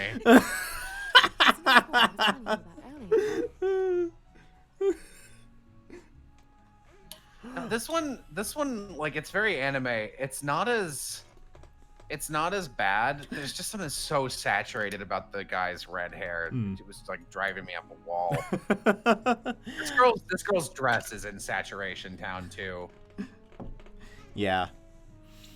To answer the question of someone who wasn't paying attention to the game, which I know me and Brendan aren't. What? Essentially right now, our main character, blonde uber twink Rivian, is trying to find some evidence to prove exactly what's going on with the murder of the Duchess, and has run into these two people. Yeah, seeing if they can give him any information on exactly what's going on with all this. Also, funny story, Alistair is mostly just a minor character in this one and never stops being, like, kind of nervous, uber blue-haired twink in Franz's route? He is the big bad. That aside, what are you doing down here? These dark hallways don't strike me as the ideal date spot. Well, see, we need to be in a dark hallway due to the fact that my pink is so oversaturated it can legally blind a man if the lights are too bright. Oh. And then we have Alistair over here with the fingerless glove look going on, which I'm all for. I love fingerless gloves. Like it's one of my weaknesses. I've been wearing very sexy wrist braces and arthritis gloves. If that does it for you. They are fingerless. Ooh, tell me more. Oh, by the way, Well, I've got a repetitive stress injury. Oh yeah, repetitive stress. Oh my god. So how long has your wrist been fucked up? Because I feel like it was fucked up back near the end. Time. Like I feel like it was fucked up back near the end of when Epithet was airing. Actually. Yep. Yeah, no, it was like horribad fucked up in November, and it's been getting better. Like it's the best it's been all year. It's still bad. And it's like coupled with the fact that I'm a workaholic, so I spent 13 hours straight on that Bakano thing I'm doing yesterday, and today obviously my hands feel worse than normal, but they've been getting there. It's still bad. You live in Texas now, don't you? Yes. I'm gonna drive up there and paralyze your arms so you don't use your hands. like him very much, so And then what? I can't interact with anything if I don't use my hands. Learn to use your feet. I can't. Reach back into the evolutionary tree, into your monkey ancestry, and use your hands. Feet. God damn it. All right, if you say so. No, I don't Maybe we should think try later. if I could like steal some level of evolutionary trait from anywhere, I don't think I would pick being able to like use my feet with full articulation as my choice. There's probably someone else we can ask anyway. I don't know what I'd pick actually. Why don't we go play in the gardens? I'm getting a little sick of the cramped indoors. You know, I don't know what dynamic they were going for with these two in this route. Like, Didn't you just say I you don't know if like he's her podcasts? henpecked boyfriend or if, Hi, Rivian. like, See you around he's the soon, little Joe. brother character who's being dragged around by her. I don't know. If it's Kiseki, it's both. Only if they're not related by blood though. Right. Have you ever Have Have you ever watched she's a pretty big YouTuber now, Jenny Nicholson, used to be part of a two-man crew that did this My Little Pony abridged called Friendship. It was more of a dub really called Friendship is witchcraft. I was So fucking funny. I really like during my lunch break today, I was watching her BronyCon video, and she actually I brought haven't that up. seen it yet. It's really good, but then again, I love anything that Jenny Nicholson puts out. She's fucking excellent. Like I think I have watched her most of her videography, except for the Rise of Skywalker video, like so many times. And the only reason I don't watch the Rise of Skywalker video more is because she's just so sad in it. I love the title of that video because just oh no, Rise of the Skywalker was real bad. And then the thumbnail where it says, "I'll never be happy again." My favorite line from her actually isn't from any of her videos. It's she was a guest on Lindsay Ellis has a podcast called Musical Splaining where she forces her friend Kaveh to watch musicals and he hates them. And I often agree with the things he hates about every musical he says he hates. And they watched they started it back when you could go see shows, but now they're doing like pre-recorded things, etc. But their second episode was Frozen's stage adaptation. And they had Jenny on there because she's like a super Disney person. Yeah. And there's this interaction between them that kills me where every episode Lindsay will write up the summary of the show, and then Kaveh will read it, and it'll be like, oh, here's who did the lyrics, book, and music. Here's who did this. Here's the history of the show, and here's like a vague summary. And he's doing it for Frozen. And he's just like, a summary for Frozen for crazy people like myself who have not seen it, even the animated version, which I haven't seen yet. Eternal Optimist, and is it Anna or Anna? Anna. Oh my god! She's like, it's the most disappointed I've ever heard a human in my life. She's like, do you know how to say Elsa? Eslo. No. Anna! Oh my god! And now my friend, her name's Amy. Her name's Amy, but we call her Yam. She is also a big fan of both of those YouTubers, and I showed her that clip. And now, whenever we're like exasperated playing Overwatch together, there's a fair chance we'll go, "Oh my god!" Just trying to imitate her. Oh, what God. video is that? It's not a video. It's there's a podcast called Musical Splaining, with Lindsay Ellis. It's the second episode of that. Yeah. Go listen to it when you're done here, because Lindsay Ellis is another of my YouTube idols. And to answer a question earlier up in the chat, yes, the game is good. I will say the writing is not groundbreaking, but it is appropriately overwrought in places. Like, this is very much taking place in, like, you know, your British party, so of course the writing is going to be a little flowery and elegant. That is expected. The protagonist is... Still haven't remembered the word from earlier. The protagonist is remarkably, what's the word you used? Effective? Effectual. Effectual. The protagonist pushes the plot forward. The protagonist actually, you know, more or less pushes the plot forward. And it's got really good voice acting. I think someone asked, I voice Linnaeus, who's your typical, like, kind of grumpy with a heart of gold glasses type character, and he was honestly a lot of fun to voice, especially any scene where he was either being unusually romantic or just, like, fed up with everything.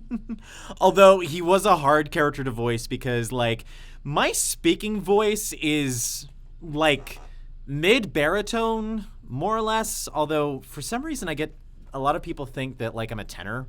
I don't know where they get that. I'm, like, at most a very low tenor too. And then Linnaeus's voice is, hold on. Linnaeus's voice is all the way down here, right in the basement of where my range is. And I would be doing these lines for, like, you know, 2-3 hours while doing the lines, and by the end my vocal cords were just so tired because I'm like, it's not a hard voice to do, and in the moment it doesn't feel like it's straining my vocal cords, but once I stop, then I'm like, oh, that's what I've been doing for 3 hours. It's also why I, like, I audition for a lot of characters that are in my middle and upper ranges just to try and not have that happen, and then everyone just casts me for my lower range.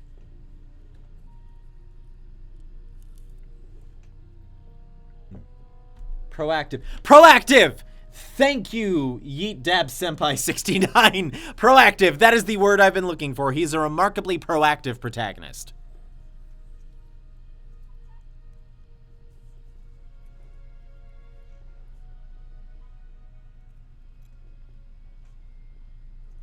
And now, essentially, he's walking around the garden maze, staring up at the stars and thinking, man, I kind of like this guy. I'm also going to reminisce about my childhood, but man, I met this guy. I'm kind of into him. I don't know if he's into me. I think he is, but he's kind of an asshole, and he's not being super forthright, and also I'm blonde and dense.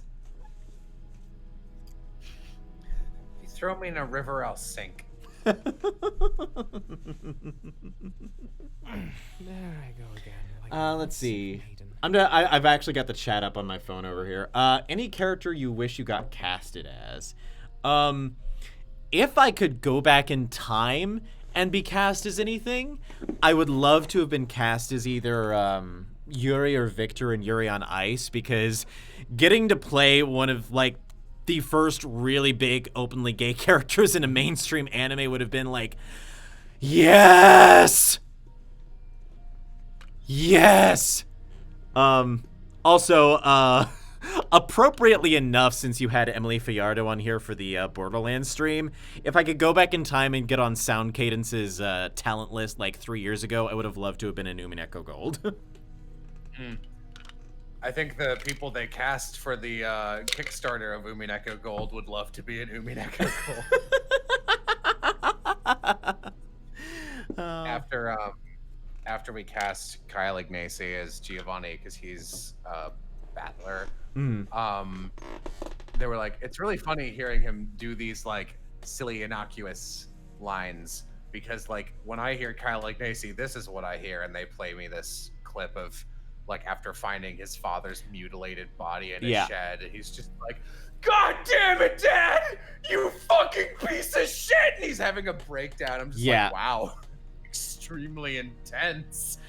Like, me and Kevin have been Umineko fans forever, and we both absolutely love the little kind of preview thing they did for the Kickstarter, that little bit of audio drama that just goes over when they find the parents in the shed.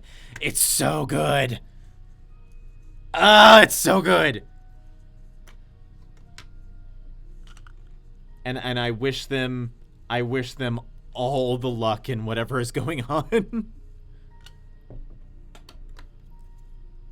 Okay, let's see. What else do we have in here? Did you just describe SAM?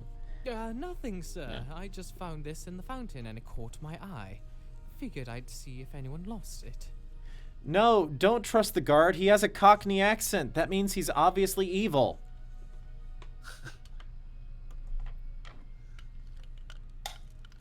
What's all this then?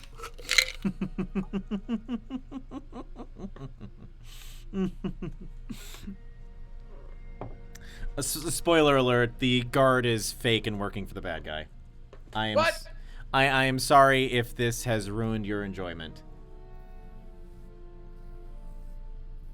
Walks over, pats your head. I'll turn it into the servants and have them notify the guests it was found. See, like I said, Cockney, obviously evil.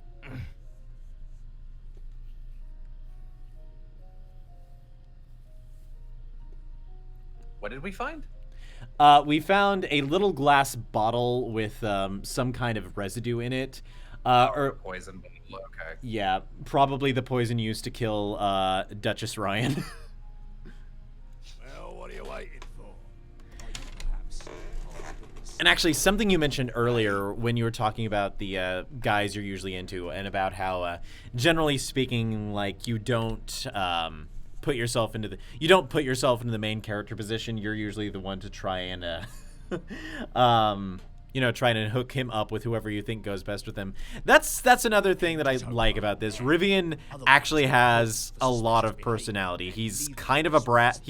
I mean, obviously he's a little bit dense sometimes, but he's also a brat, and he's kind of antisocial. We don't get this as much because it's more in the beginning of the game, but like he spends the entire opening scenes talking about how much he really wishes he wasn't at this party and was just back at home reading a book. I imagine that probably appeals to a lot of the player base. I like, that's like it's not throwing shade or anything. I just think it's probably true. I have a really hard time if a character is not just like, if they're not using second tense, just like you walk into the garden or whatever. Just like this is a blank slate, date who you want. If there's any level of personality, I'll be like, well, I want to see you be with someone who works for you. Hello, I'm here to be a good guy.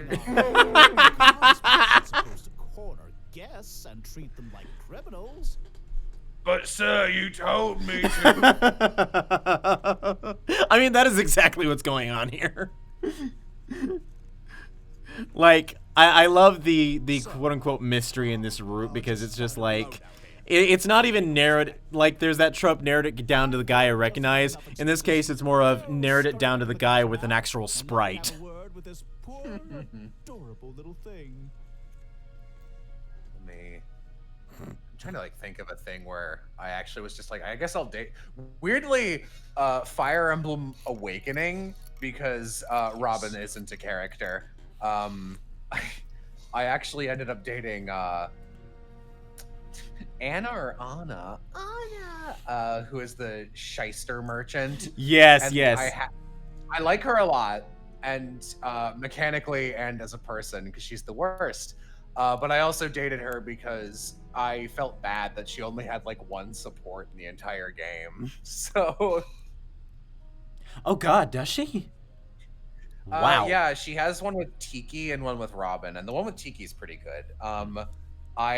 She basically like cons her into buying a bunch of snake oil, and then she's just like, "I am a dragon and will kill you," and then she kicks the shit out of her. It's really funny.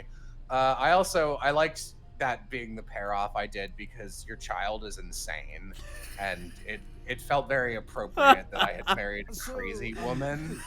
Okay. Oh, well, everyone's a little on edge with this awful murder Oh business going no. on. I hope think he didn't shake you up I've too gotten... much, my pretty friend. I think I'm in like the second No, arc of I'm quite Awakening, alright. or I at least that's how appreciate far I your played the last time I intervention, picked the though. game up. He was giving off the air of an angry I dog before it ended up snapped. marrying Crom to Rather Sumia impressive. just because it's like, you know, why not? Why not? And then I married Robin off to Lucina because it was the closest I was going to get to marrying male Robin off to Crom. Yeah. I've heard the plot goes from like a D- to a solid D if you do that, because then it makes some of the stuff at the ending a little more impactful. There's But Yeah. something I'd like to tell feels a you little now weird that I have a moment to to me enjoy your company to undisturbed. marry a future daughter. Yeah, Yeah. I think the plot works best if you marry either Crom or Lucina. Yeah, Crom is probably the best pick, but like Crom is a fucking wafer. I'm not gonna marry. There was a line that almost made it into the Fire Emblem video. There was something along the lines of, I don't remember. I like making out with my Crom body pillow because the pillow has the same amount of personality as him. I So think I I remember that line. I think it did make it in there. It's not in the video. I think it's Oh. on Patreon or something. Okay. Or maybe I tweeted that because I think Such it's pulchritude funny, but is it's definitely beauty, not in there. eyes are blessed Okay, with then you may have tweeted it because I heaven remember that line. Pulchritudinous? That's not a real word. No, it is. It is. I don't believe you. All right, pulchritudinous. Let's see. Let us see what our totally not bad guy is saying. Pulchritudinous. Pulchritudinous. At the That is, quite kind of you to say, Sir Justiciar. beautiful. Delighting the What it senses is or you want to exciting. say to me? Delighting the senses or exciting intellectual or emotional admiration. Used exclusively by assholes trying to be assholes. I'm just like, I mentioned earlier that I'm pretty sure this is the character they thought they would be able to cast me as before I got cast as Linnaeus, and I was legitimately just, I was playing this last night on my, or I should say reading through this on my bed last night for a little while, and I was just going through trying to figure out what voice I would use for this guy that wouldn't just be like too much. It was just like,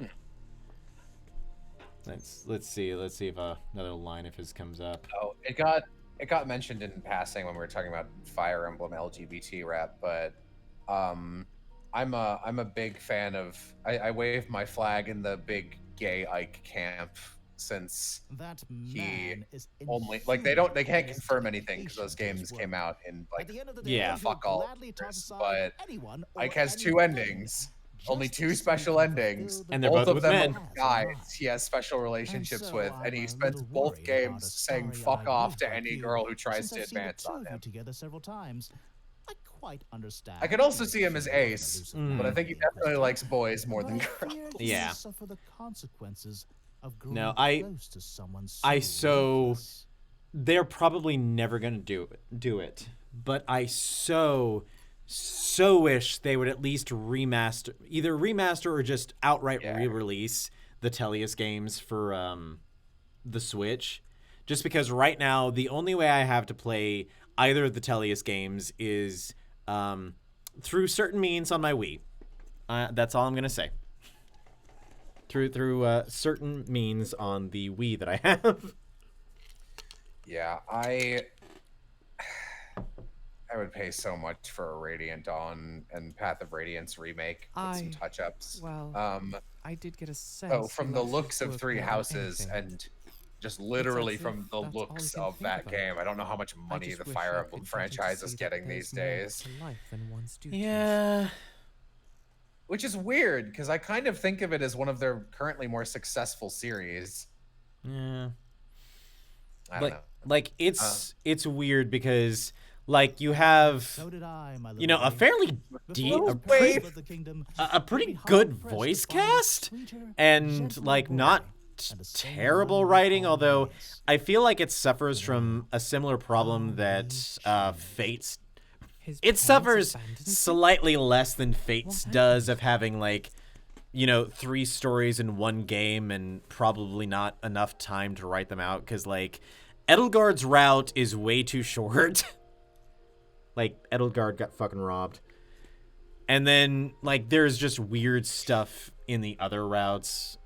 And of course you have to essentially play through, I think, like a third to a half of the game to get to the, interesting stuff in the later parts of the routes.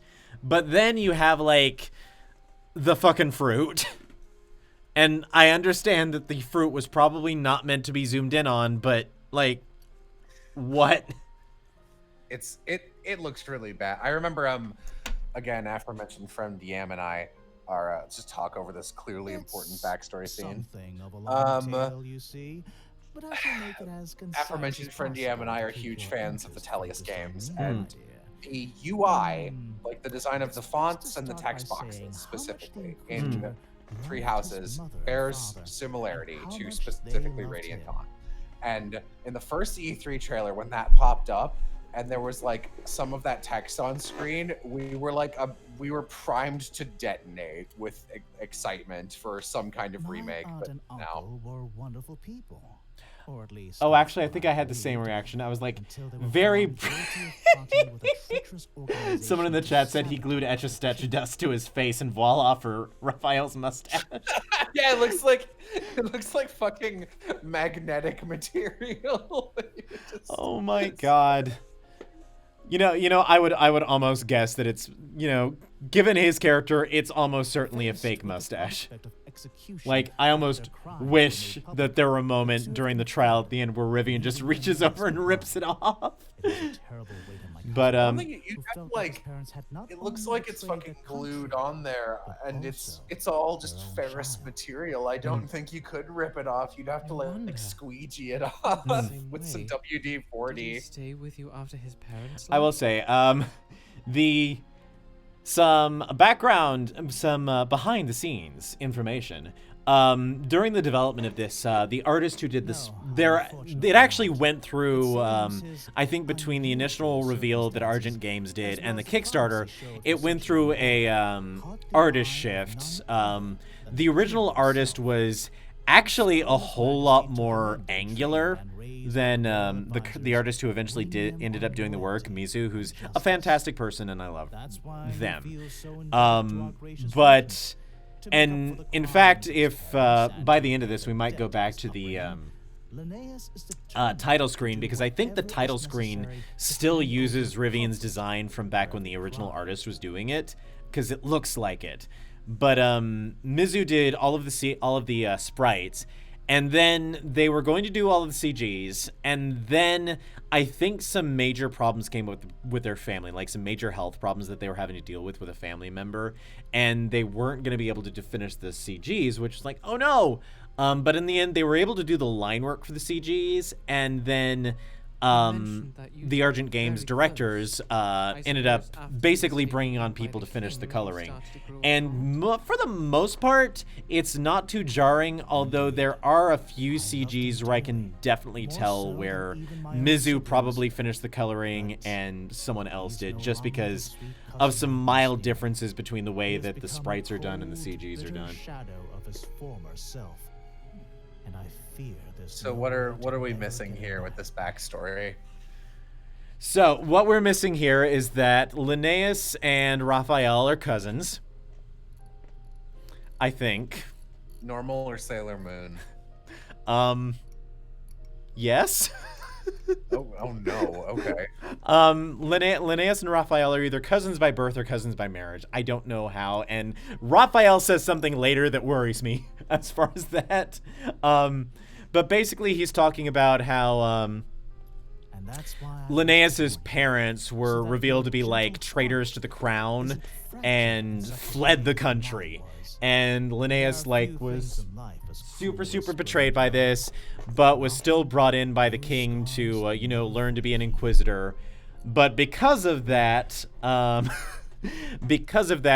why he's kind of very cold and a bit of a workaholic.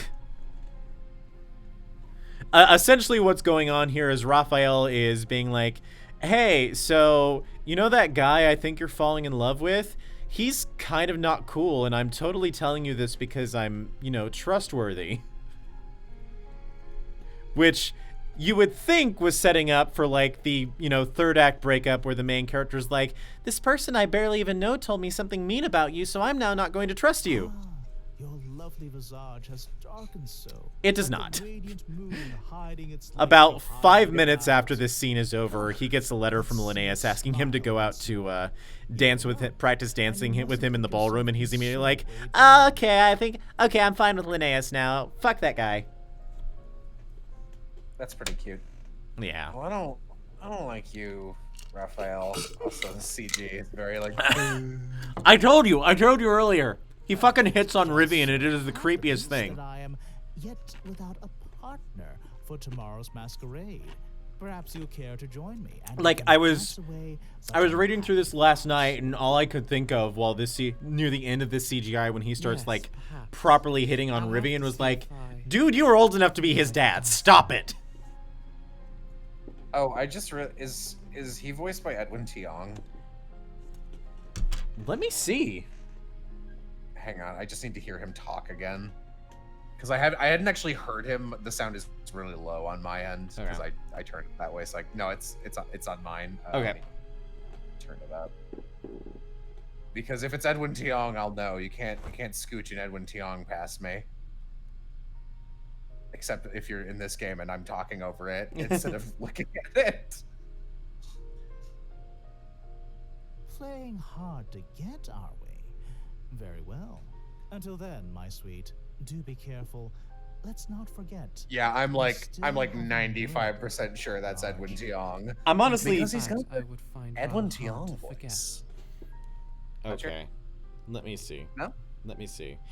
We might be able to check.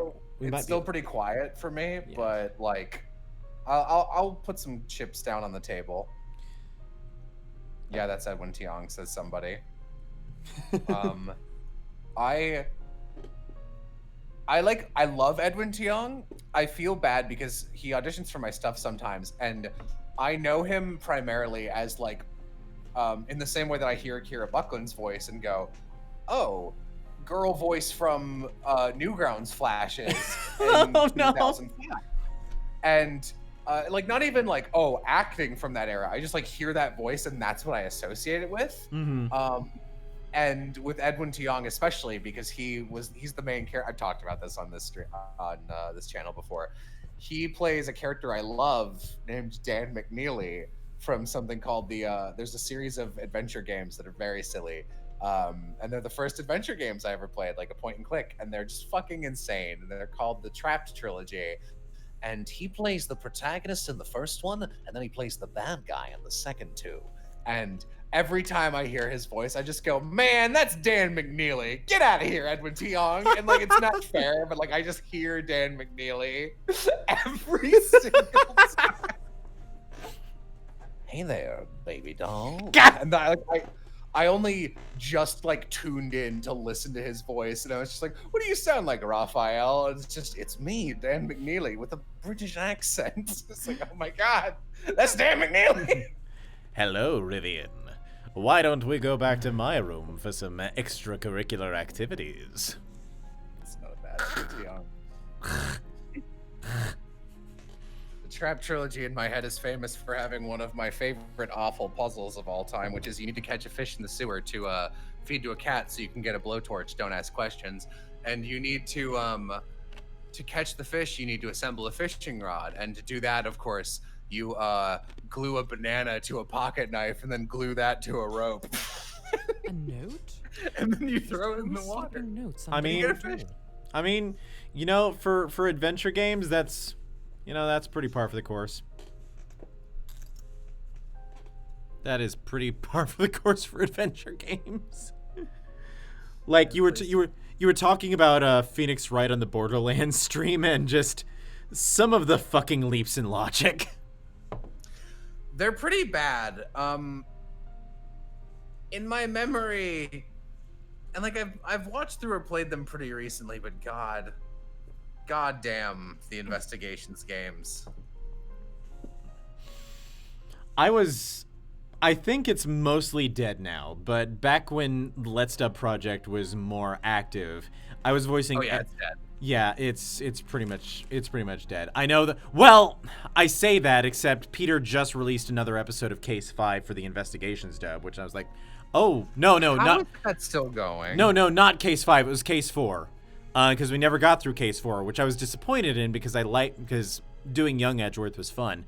I don't know. He's just doing this in his spare time, trying to finish it. But I was looking forward to doing the Case 5 dub because we do a lot of improv in the background, and I had added to basically the climax of every single episode, QED, insert name of suspect, which was building to the moment where we finally finish off Carcass Albo, where I was going to say in Edgeworth voice, QED, you son of a bitch! Like, I am not like you. I do like the investigations games, but Jesus Christ, Case 5. Case 5 is the worst case. Like, I feel like it's almost as long as most of the rest of the game.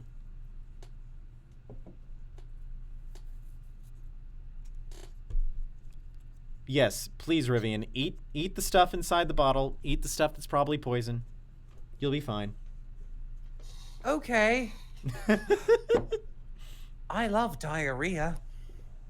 That line you can't wait to hear in a boys' love.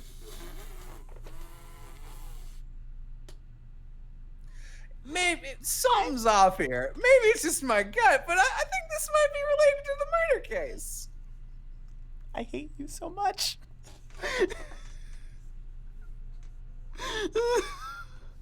I'm gonna have to tell that one to Kevin later. He's gonna get a kick out of that.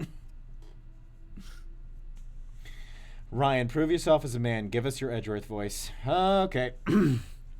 God, it has actually been literal years since I've done this. You know what's fun is that Will, who occasionally voices Detective Bad in when we were playing that, he did that in the Let's Dub. He's bad in that. Yeah, he is so good as what he is so good as Detective Bad. Like that's part of the reason why I hope we at least finish the Case 4 dub, just because oh god, he's so. And I think he also no, it was someone else who played Carcass Alba. I know there was someone who was pulling double duty as Von Karma and someone else, and I cannot for the life of me remember who it was. Nah, it's been years. But anyway, okay. I'll just use the line I always use to get into character form. My name is Miles Edgeworth, and I'm a prosecutor for my local district. There, that's all you get. Yay! Yeah, like most of my Ace Attorney voices, my Edgeworth is partially a derivative of ProZD's because I've been hearing him dub comics for that franchise for I think 7 years. Yeah. So no joke. When I started voicing Edgeworth for the Let's Dub project, it was after the previous Edgeworth left the project before they ever got to using him, because this was, you know, early to mid 2000s and fan projects just have rotating casts. And I actually 100% based my voice off of just the objection voice clip. I just like listened to that and was like, okay, so that sounds like this. What would that sound like when talking? that's what Aram did Von Karma's voice in the Phoenix Wright musical, which was a fan project by the guy who did the webcomic Brawl in the Family. And they were looking for a really deep voice because Von Karma's objection is fucking hysterical and awful. It's just like, objection. It's barely a sound. They have to be pitching it down. It doesn't sound human. Oh yeah. Yeah, it's not human at all. So Aram, who has got pretty much the same range as you and me, in his natural speaking voice, is just like he's more comfortable in it now, but even still, it's just like this very low. Like I can't even kind of do it. This but it's very like as deep as he can go. basement voice. Oh, and how arduous I thought this process would be. Like I can't like I can hit the notes, but it doesn't sound low, if that makes sense. No, I know exactly what you're talking about, because like I mean, I can when I'm in better voice, which I'm not right now cuz I was talking all day and now I've been talking to this, I can do a little better with my lower range just because I was classically trained as a bass baritone when I was taking singing lessons, so I can use a good portion of my lower voice, but it kind of hurts. And pro tip for any of you aspiring voice actors in the chat, if a voice hurts, stop doing it. You're gonna hurt your vocal cords and do permanent damage. But yeah, like really, really low voices, like if I can do them as long as they don't require a large range of emotional acting. Like if they just need to be stoic, sure, but anything past that, and it's like, no. Linnaeus? No.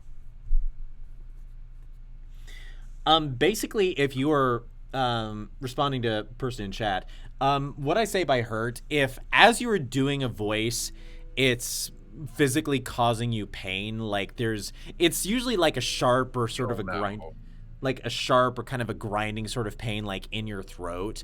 Or if after, just doing like very few lines, you're starting to feel that kind of strain and pain, that usually means that you're doing a voice that is not really comfortable for where you are. Oh, this is a cute scene set up. Or is it spooky? Nope, this is cute. This is one of my 3 favorite scenes to voice act, because I actually got to play some emotions other than snarky bastard. You decided to finally show up, I see. That mask suits you well. I hate looking at your face normally. Yeah, it's this scene. There's a scene later on in a jail cell that I really like because it's very romantic, and then of course the sex scene. I love voicing the sex scene because that's so much fucking fun. The in Seduce Me, I ended up recording just so much of my dialogue. My character is basically the director, Michaela Laws's character, Diana, I think is her human name. She is like a main character, and I'm basically her steward. So we are in almost every scene together, and I just read off of her, which is really good because I'm a much better voice actor if I have a partner, which you usually don't. God, I'd love to do like a I love table reads. I love getting to do anything in groups for voice acting stuff. I was I was doing I do some voice work for this free project called Demonic, where I voice the main bad guy of season 1. I'm going to get And from having to while doing damned they actually had me do directing sessions for all of the episodes, including 10 and 11, where most of my really, really hard emotional scenes are in. And although the voice director is playing a different character, he actually did read some of the lines for me to bounce off of. And oh god, I did not realize how much I missed being able to do that until I was doing that. Like... Yeah. For any once again, for any prospective voice actors in the chat, like I came from a theater background. Like where I learned to act was pretty much mostly stage work. And stage work and theater work are very different animals, but they also have sort of their own like bits where they're easier and bits where they're harder. The thing with stage work compared to voice work is that, well, you have to memorize the lines. You don't have a script there. And you get one chance to get them right. But on the other hand, you are also continually playing off the other actors. You're playing off of the reactions and energy of the audience. And it does help you very much to energize your performance, to inform your performance, and just makes things a little bit easier to get the emotions correct. With voice acting, on one hand, you have the script there. You don't have to memorize the lines, usually. But at the same time, more likely than not, if you're doing independent at-home voice acting, sort of freelance, a lot of times you don't even have a director. You have a script, you have your microphone, and you're just powering through this shit on your own. And even in the professional worlds, a lot of times, and Jello and Brendan can say this more because he's done like actual like studio work, but generally speaking, it's like what you the sound engineer and the director. Yeah, it'll be an engineer working the audio stuff and putting your lines where they need to be live, or just managing the gain and shit, and then a director, occasionally a writer. I really like doing video games the most because that has the most freedom. 'Cause it's usually the same setup, but like, God, dub work is so hard. Dub work is so much harder than any other acting. Yeah, Jonah was talking about Beastars, and he said that any scene where Lugosi's face wasn't on screen, he was like, "Oh yes, I can just act." I can't imagine how hard it must be to do dub work for a 3D show like Beastars or Ladybug. Has there ever been anything you loved more than your job as Inquisitor? Yeah. There might be. Or have your responsibilities always been first in your heart? Oh, there's that Welsh coming out. Oh, I love it when that happens.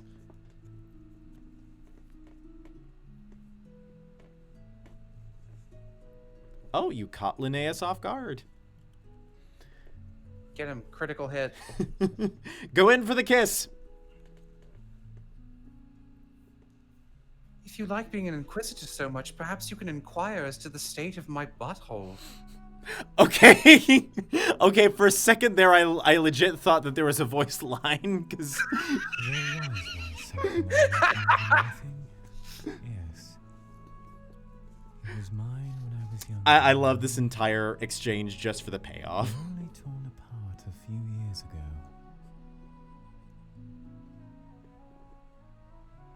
That, and I got to be wistful, which is always fun to play. Is he talking about a lover? He was always so aloof, around both me and others. He'd always refuse to come into my arms when I wanted to hold him. But when I needed Is he talking about like a rabbit or something? Not a rabbit. Not a rabbit. But you're my darling pet kangaroo. You're close. It sounds like you were very close. And then Rivian's over here being like, he's talking about another guy. I'm so jealous. Who else has been jumping his bones? Oh, we were and independence were what drew me to him. And it's what I miss Parrot. about him most. Not a Horse. parrot. You've crawled Not a down and horse. separated us. Dog, You would doubtless cat, be with me right now. goldfish. Please be a goldfish. He was Oh, shit. murdered? Oh, here we go. Was it an accident? Like, so did your ex die? I know this is a forward question, but did your ex die? Damn it, I hope I'm not drudging up painful memories. Yeah, you're fine. You're fine, just... Gerbil? Yes, it's a gerbil. No. Hamster. No, nothing like that. Cats just Okay, well, have it was a cat. naturally short Yeah. lifespans, you know. You succumb to old age, as we all eventually do. I think I got cast in something that's either getting a Kickstarter soon or he had a Kickstarter. It's kind of hard to tell sometimes with these games. Yeah. But, I don't know if you can date him, but I got cast because I can do cat noises, and I think he transforms into a cat. Oh, nice.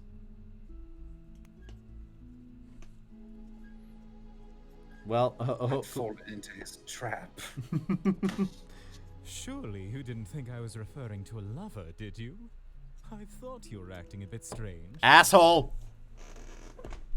You know, when I'm like on another tab and listening to his voice, and then you react to it, I like without really thinking about it, it doesn't sound like that's you.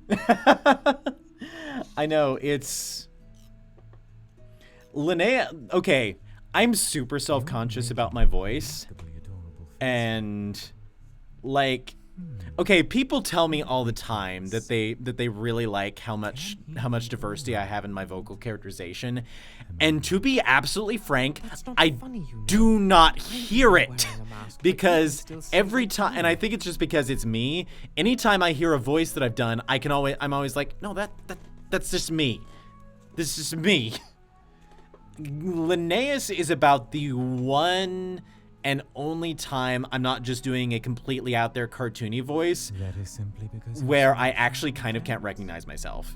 a tiny ball of claws and sharp teeth. And I think that's just the combination of... Silky fur. I think it's the combination of just it being so much deeper than my natural voice, plus the very precise accent, I think just kind of contributes to that. Yeah. But of all of the characters I played in Boys Love visual novels, Linnaeus has probably been my favorite. Just because his snarky moments are really fun, and then he gets a couple of these really wistful romantic moments that me and my romantic heart is just over here like... Like, I can't remember if it's during... Kiss. You're trembling. Almost, we're getting there. You must be very innocent indeed behind that proud facade. I There's can't... nothing less creepy to say when you want to put the moves on someone than you're trembling. Quit teasing me. I thought we came to an accord on this a while back. I see you tremble with anticipation. Say it! Say it! Say it!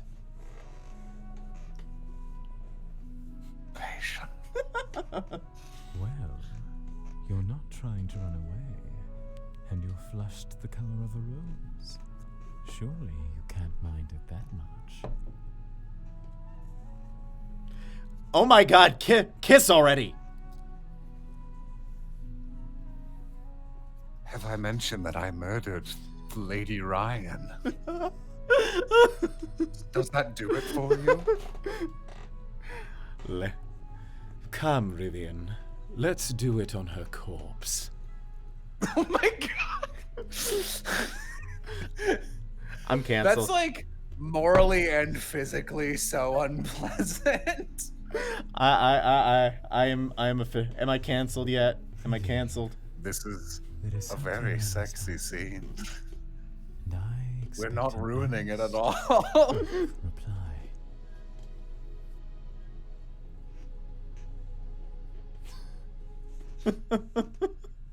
Okay, I've got two yikes in the chat and one oh god no. I am proud of myself. Yo, can we get a yikes in the chat? I've got two yikes and an oh god no. My job here is done. Let me ask you the question. If there were two astronauts on the moon, one of them killed the other with a rock, would that be fucked up or what? Oh no, actually I think we may have missed, like there's no CG for this kiss. I think we may have missed it. Yeah, there was a really brief one. I Yeah. saw the word kiss at least. Yeah. There is a proper kiss CG later, which it's fun.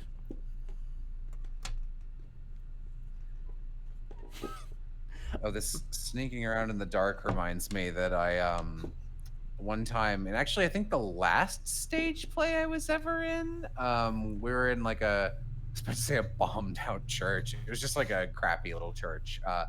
And we were doing like quick changes, and there was no designated changing rooms. It was just find a room no one was in and use it to Yep. change. And I went into this room and the lights were off, so I started to change in there.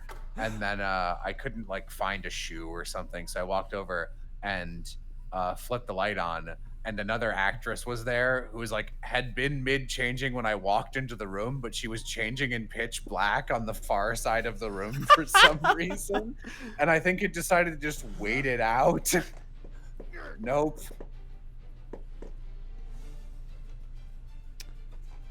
Oh, butler fight.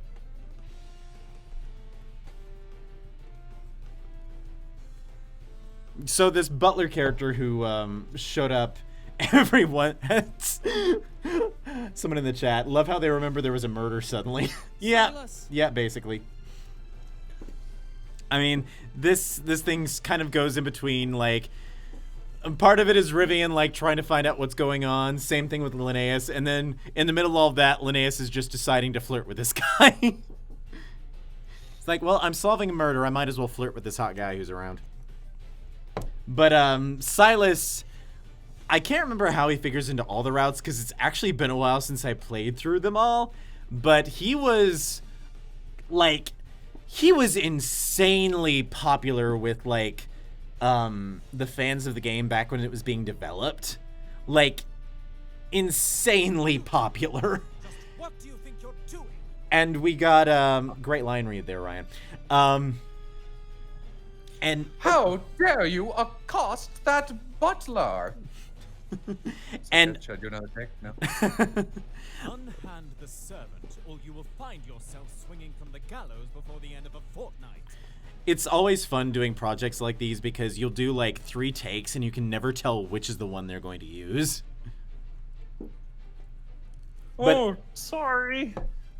Bye. But anyway, Silas was actually originally going to be an extra route, but the Kickstarter just never quite reached that point. And That makes sense.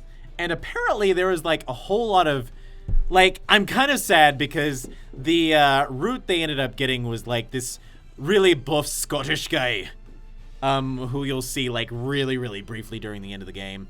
And like his route is sort of an offshoot of Arden's and is really short, and everyone likes mainly for what happens at the end of it because there's a threesome. But I'm kind of sad that Silas's route didn't happen because, like, he always, in every single route, he always seems to know something about what's going on. And I'm like, I want to know what's going on with the butler. I want to know what's going on with the butler.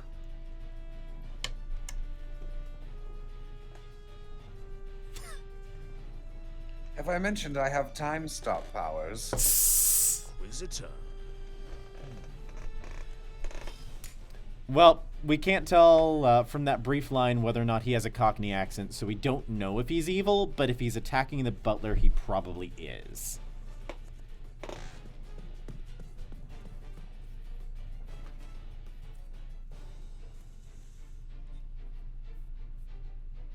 Dun dun dun dun dun dun dun. Wait! Come Dun back dun here, dun you- dun dun dun dun. Okay, actually, one other thing I should say. I don't know specifically which tracks, but I do know that Seraphis did contribute to the soundtrack. What's the matter with you, Linnaeus? He's getting away. We have to So catch about him. like percentage-wise, how far are we through this route? We're in the back half. I'm probably gonna start skipping through in a bit. Yeah, I think you might have to, because I'm like feeling the strain just because my voice didn't fully recover from 2 days ago. Because I did a session for something. Oh no. I cast something with Marissa, then did a session with her, then did like a 7-hour stream with her. Yeah. I'm probably we're about to the end of this scene, so I'll give you guys a recap of what sort of happens next in this scene. Essentially, Linnaeus goes back into work mode, and Rivian is kind of bitchy about it because he's like, oh, he's not fawning over me anymore, and he goes to bed, and then next morning he wakes up, Arden shows up and is like, Linnaeus has been arrested. He's like, they think he killed the Duchess. So Silas, are you all right? yeah. So we're just gonna. I killed the Duchess. Let's see. Where's the? Okay. Oh. What is it? Oh yeah.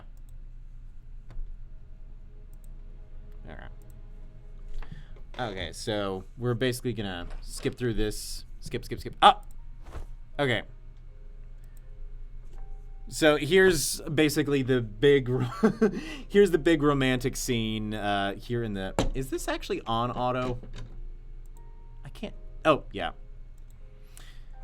This is actually the big sort of romantic scene in the jail cell where Rivian essentially is like, I'm gonna be your attorney, I'm gonna be your Phoenix Wright, and I'm gonna get you out of this. Well, I doubted that he hated me enough to conspire with his worst enemies just so he could make his plan work.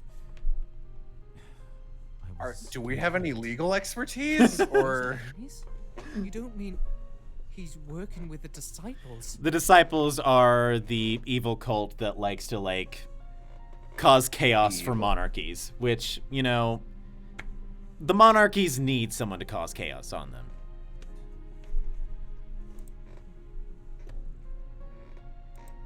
From my discussion with the butler last night, I sense he feels betrayed by this betrayal. Man, nothing gets it past you, protagonist. When the butler tried to refuse, the agent decided to eliminate him. So, essentially, just talking about Linnaeus' thought process here.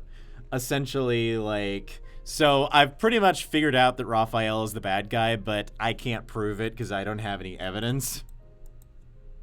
My best assumption is that Silas stole the jewels and the agent poisoned the Duchess. Raphael is the orchestrator, and he was attempting to frame me for one of the crimes. Okay, actually, I like that comment. Is Linnaeus Edgeworth? He's honestly using my Edgeworth depth just with a British accent. And when I auditioned for Let's Dub, I actually did both an American and a British Edgeworth because he asked me to, even though I hate British Edgeworths. Yeah, it doesn't really make any sense given the anything. Yeah. As much as the king trusts me, So. I've mentioned this before, but in my Ace Attorney playthroughs, I never get to use it, but I'm like weirdly proud of my Francisca because like, even though it's obviously smarter to have Civ do it, who is a good voice actress and a girl. I think they might be evidence that can help you. I really like playing her. let me hear your Francisca real quick. Like it's just me doing the stupid voice with the what's that one back and forth? I should have this memorized with how long it took me to edit that video, but Miles Edgeworth, I do not think that key is oh my god, why am I trying to do that scene? It's just the word key and knife back and forth 50 fucking times. And these keys. Miles Edgeworth, I am placing you under arrest. You are wanted for murder. I cannot believe a Von Karma would ever do such a thing. Nobody in the Von Karma lineage has ever murdered another person. Are you... Did you forget? Francisca. Francisca. Like, people compliment my Edgeworth. I don't actually, like... My Edgeworth is not how I imagine he sounds. I just can't do what I imagine he sounds like. So that is what comes out. From the nervous way out. he was acting, I think it belongs to him. Which means he really did poison the Duchess. No shit. I think that... Don't freak out too much, Linnaeus. But I believe Raphael may be the villain. Have you not been listening to me at all? Rivian, you really... You figured it out, Rivian! Well, it's a far cry from what someone like Father could have found, but... Yeah. 2 pieces of evidence. 2 pieces of evidence. That is it. We are fucked. It's damn well worth a try. Also, I think I owe you another apology. yeah, let's just skip to the part where you're telling him how much you love him. I was under the misguided impression Bitch, I'm that so you were gay. only interested in me due to my position. Or perhaps that you... That's why I thought I should focus on unraveling this affair, rather than letting myself grow attached to someone who Yeah. likely It's been had no 48 passing hours. interest. Let us get married. Well, like, that is, like, from the time let's see, they meet... Okay. Oh, I thought you were gonna say, well, in the time period. Well, no, I'm thinking, because, oh, I need to be clicking along here. So, they meet, like, morning of the second day of the festival. This route starts the evening of the second day of the festival. Make no mistake. They have a lot of the investigation, their little bonding moment, and the dance the third day of the festival. And this is the opening of the 4th day of the festival, by the end of which they have banged. I mean, all right. Then again, it's very stressful. Like, people do weird things when they stress. When they're stressed. You've been worming your way into my heart ever since we first traded quips back in the main hall. Traded quips. I can't imagine the mental sparring against this protagonist. Why does such a confession make me so happy? Why do you think? Oh god, Bale trope right there, just like, why does this make me so happy? Because you want his dick, you moron. Why is my pee-pee hard? I do not understand. Please stop calling it that. After you're freed, I'd like to stay by your side. If we can keep tolerating each other. Oh my god. He's not even that standoffish. I think I could learn to tolerate you. So long as you don't run away. Oh, I promise. You won't be able to get rid of me, in fact. Like some kind of disease, are you? Well, I think... You guys are profoundly unsexy at each other right now. Okay, shut up. This stuff actually gets me flustered. I wouldn't mind getting infected with all. That is a big honking kiss. Okay, so kissing, we're kissing. We're continuing to kiss. Tongues have gone in. There we go. Quick, slip me the key through our enormous mouths. Tongues. Okay, it wasn't until last night when I was playing through this that I realized there's a little bit of drool there on Rivian's face.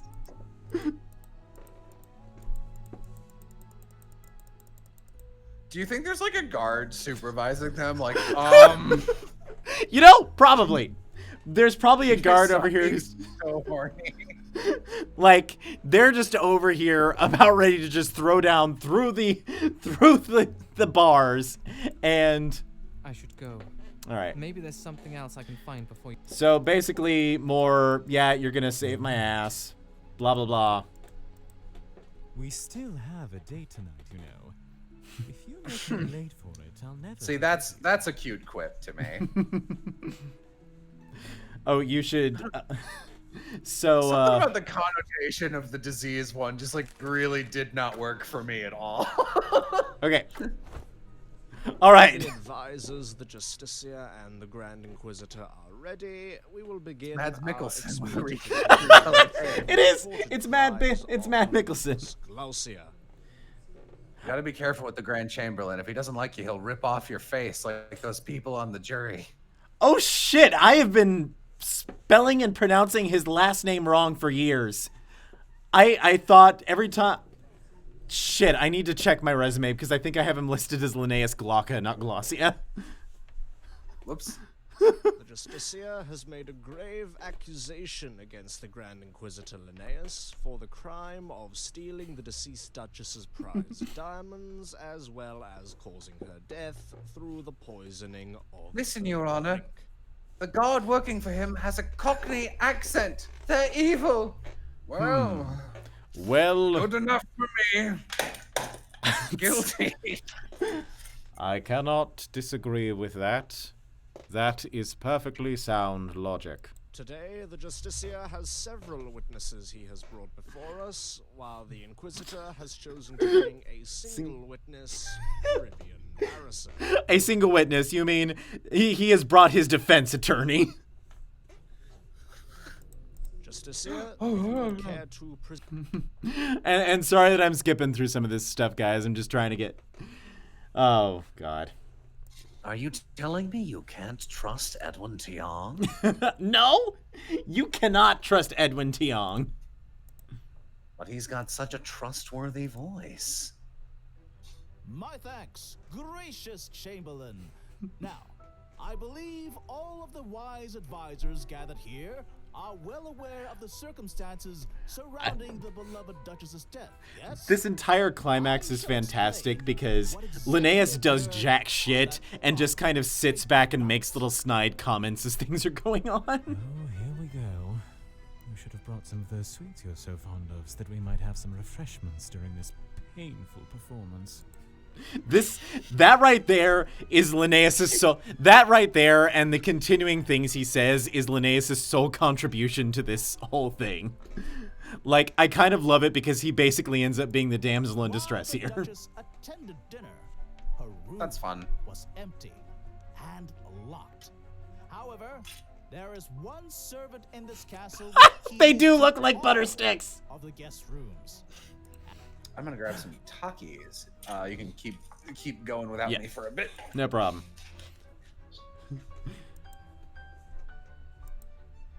After requesting the spare key to the Duchess's room under the pretext of delivering a special note from the king, I mean, honestly, I trust that hat. It's a very stylish hat. I mean, look at the feather. Look at the brim. It's a nice green color. I like green. Who in here likes green? Not wishing for his theft to be discovered, however, and instead desiring to frame it as an act of sabotage by the infamous disciples of Ignatius, he slipped poison into the glass of water atop the Duchess's dresser.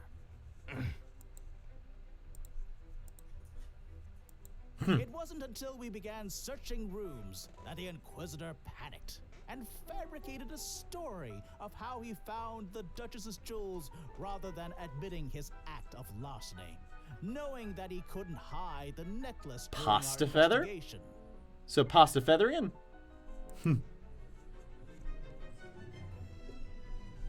I have the testimony of the servant, Silas, as well as the bystander, Alistair, who witnessed the Inquisitor's shifty behavior. And of course, I don't know. I think yellow and green can go together. as they were present during Linnaeus' attempt to cover up the situation. And especially with this guy, the bright colors work because he is a theatrical, over-the-top motherfucker.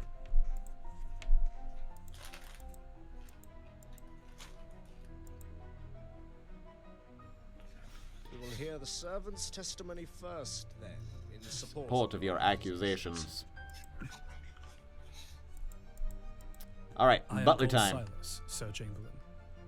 I can corroborate the Justicia's story. I was asked for the key to the Duchess's They were gonna room, murder me.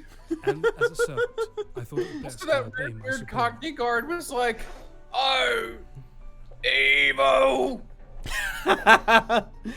Well, you see, he's testifying against Linnaeus because small pink-haired Lolly is currently kidnapped. Okay.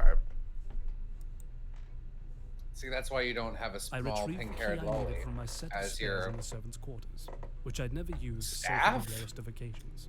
I brought it to the Inquisitor's office and promptly returned to the main hall. Well, his hat is uneven because it's you know, so full of secrets. Just about to tip off and spill them all out.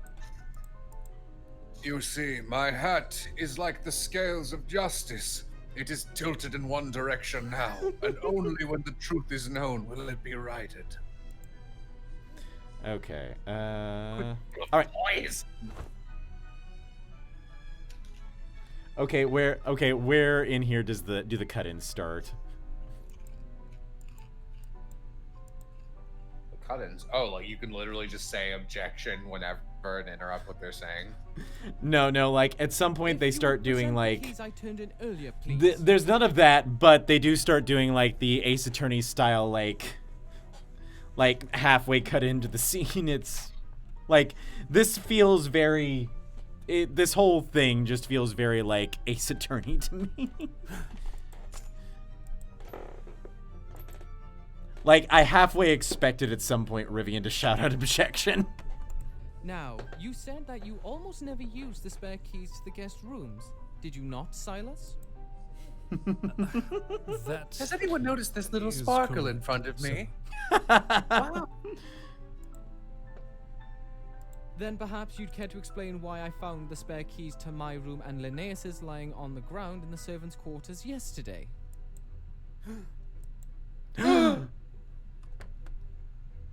I killed a lolly. They must have fallen while I was retrieving the Duchess's key, sir. You know, so I could poison her under the orders of. Oh Isn't no! that a little bit of a coincidence? Ching! Considering that I found the Duchess's Bum, necklace bum. in my room right after I Bum passed bum you in bum the bum hallway bum near bum my bum door. bum bum bum bum bum bum bum bum bum bum. Perhaps you intended to plant the necklace inside the Inquisitor's room, but losing your nerve or intending to I involve can't me in get the this case, tweet you out of my placed it head. in my own chambers It's instead. written pronouncing popsicle as like an ancient Greek name, Popsicles.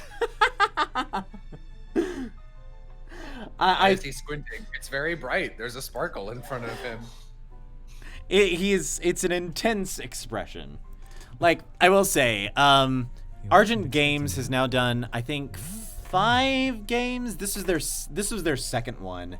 Their first one was Requiescence, which is cool, but it's cool, and I enjoyed being in it. But it's it used that that thing where visual novels will have like real world pictures, and then they put like a filter on them, and it's also way shorter than this, and also not fully voice acted.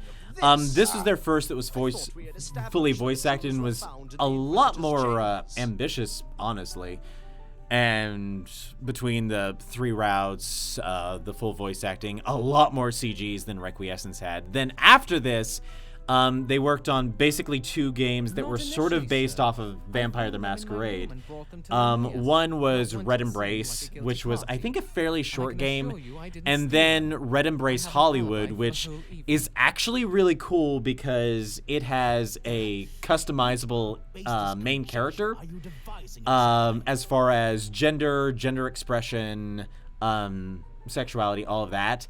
And in addition to having a customizable main character, although it's really mostly just skin color and hair length, the customizable main character is persistent through the CGs as well, which is really cool.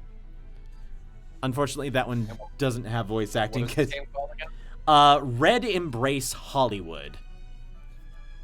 Huh. It's actually really cool, and it's basically vampires in Hollywood. It's kind of cool. And then now, if they called it Vampires in Hollywood, they probably could have gotten a lot of free publicity just from that name. And right now they're working on a couple of games. They've started sort of a side label for smaller projects, and I promised one of them I'd say some stuff. But they're working on this game that's basically this kind of surreal, dreamlike adventure game taking place in an abandoned mall. Called Self-Checkout Unlimited. That one's cool. It also has Michael Schwalbe in it, who I think did some voices for Half-Like Alex, which is like one of those moments where I'm auditioning for something and like, holy shit, the other people auditioning for this. And they're also working on another boys' love visual novel that's a mystery set in the Wild West. Stands by his testimony, Grand Chamberlain. I implore you to ignore the unfounded mutterings of the Inquisitor's so-called witness. You mean his defense attorney?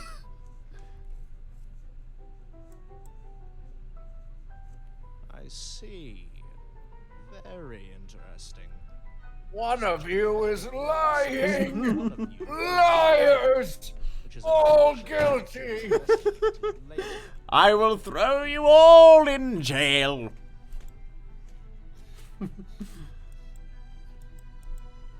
Taking both. The end of this route is no matter what you do, Linnaeus gets the death sentence, and he gets to ask for a last meal. And then he kind of turns at you and does the eyebrow wiggle. Don't say it, Ryan. Don't say it. For my last meal, I would like to eat Rivian's ass.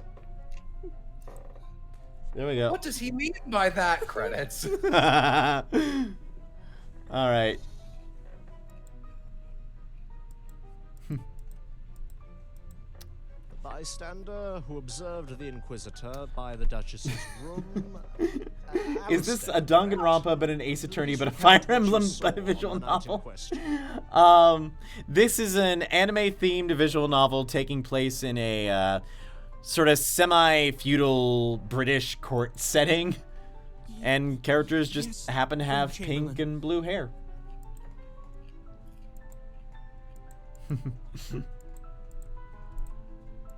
I was returning to my room. So then Alistair's over here being like, well, I totally saw the Inquisitor leaving the Duchess's chambers. He totally poisoned her. Visibly has a gun to his back. Yep. He had something in his hand. It looked like a bottle. A bottle? Could you see the contents of this bottle? What, you mean the empty bottle after he already emptied the poison into the glass? I think it was powder. Maybe poison. Nobody is being coerced. Do not question. Everyone is being coerced. God, I love the phrase, do not question.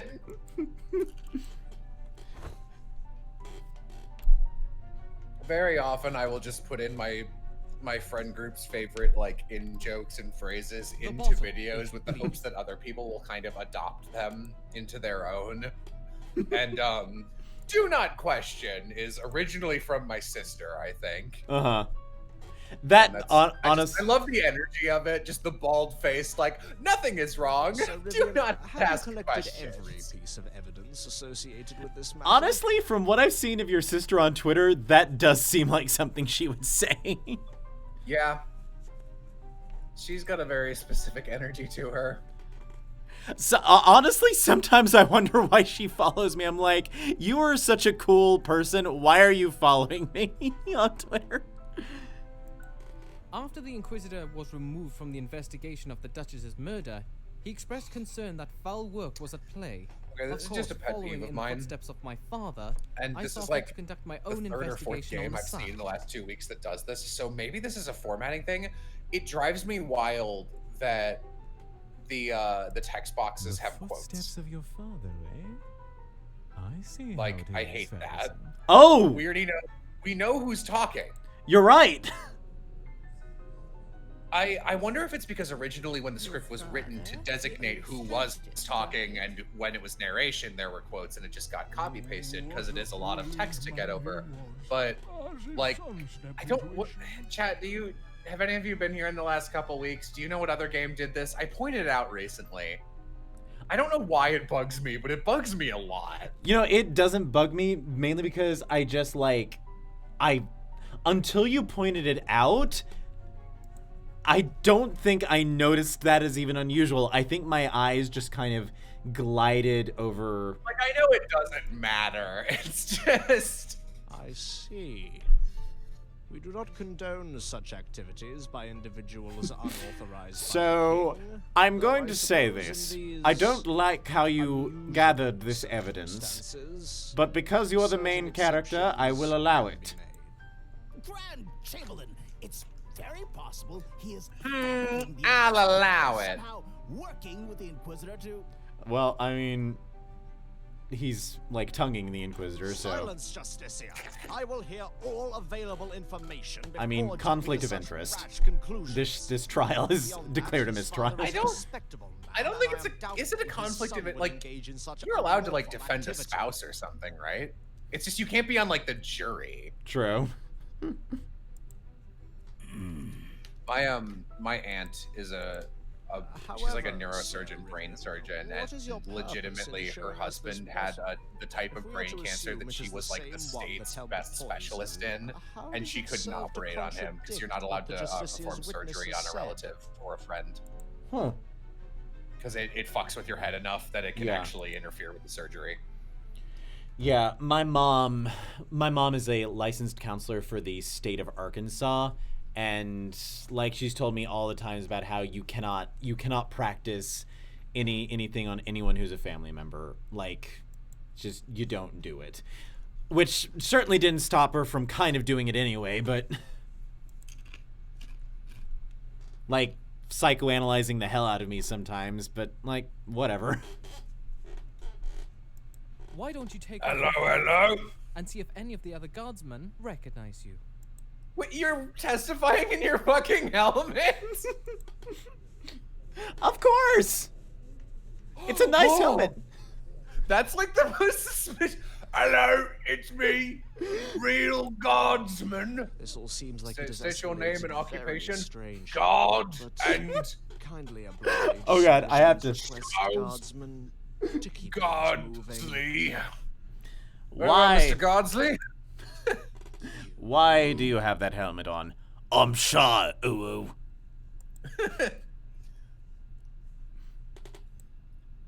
I murder ooh. Ah! I didn't commit a murder ooh. Revealing sharp, rugged features marked by several gashes and scars. I've never seen him before. That's not my coworker. Who was Galen all this time? What in God's name? None of you noticed. None of you noticed that he was now inexplicably speaking in a sinister Cockney. Y'all suck. Y'all are bad. God, I wish, man. I can't even blame Raphael. If like this was if this was the court I was gaming in, I would murder people too for political favor. Are you kidding? She was given a glass of water that was already on her table. And in those few moments, one of the guards You can have a little poured murder as a poison treat. into the glass when no one else I was love looking. that phrase. To dispose of the only evidence. God, the my bottle of fiance and I He are dropped it both from the window, kind. assuming If it anyone would were break listening to the some of our conversations from like a third point perspective, our conversations would seem so insufferable because like 75% of them are like really dumb and kind of out of date memes. Just like constantly. I was thinking to myself, because I'm As me, for I the was one like, who well, I pulled wonder the if at strings any point in the behind all of future this I'd ever, and attempted to we frame can't the right now, but I'd Inquisitor ever in the live with Jay, process. because, you know, It's you none gotta other than our beloved be roommate Justicia. compatible with someone before you start Hmm. thinking about other things. And Yeah. I then almost immediately after that I was unboxing groceries and I dropped a thing of croissants and they scattered all over the grounds, and from 0 to 100 I Quite said the something along the lines of, accusations. "Oh, my However, buns you have cannot been give credence to such an ruined," in that argument without voice, and I went, substantial okay, evidence no to one should live with accompany me. your words. Yeah. Pro tip, if you ever, oh shit, I clicked on the streamer instead of the thing. Pro tip, the first year or so is the worst because it's the adjustment period. Yeah. Like, that was especially the first few months, because for me and Kevin, like, whenever he visited, I was usually all over him because it was the only time I get to see him. And then I was actually living with him, and like that was slowly driving him crazy. So I kind of had to learn how to give him his space when we're actually, you know, not going to be parted in 3 days. Shall I read for you this note that I found in the Duchess's room, lost beneath her dresser? If you would It says, I am going to be murdered by Raphael. Case closed. Oh no! I'm going to be murdered by Raphael! I can't believe they cast you as that girl. They couldn't get an actual lady to do one line. Okay, so she has one line in the opening, which was the demo originally went to past the opening movie and right after Linnaeus's introduction. And I think they asked for like just this over-the-top old lady voice. And in chat, I just posted myself reading this line, which was like, you know, oh, he's so well behaved. You were too well to get a husband like that, Violetta. And they just decided to go with it. And then afterwards, they're like, hey, can you do this other line for this character? She has like two more lines in Linnaeus's rap. And I was like, you know what? Sure. Raphael suddenly roars, like just turns into a fucking lion. His feather has taken over the rest of him and has become his mane. He becomes a bird. This disgrace has gone on long enough to bring something that could be so easily forged into this room and attempt to pass it off as the truth. It is shameful, and you are dishonoring us with your very presence. Want to get a handwriting analysis? Oh, well, ha! Speaking of that...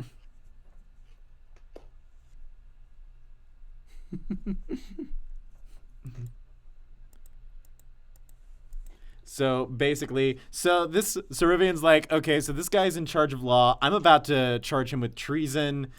Well, let's do this thing. Here we go, baby.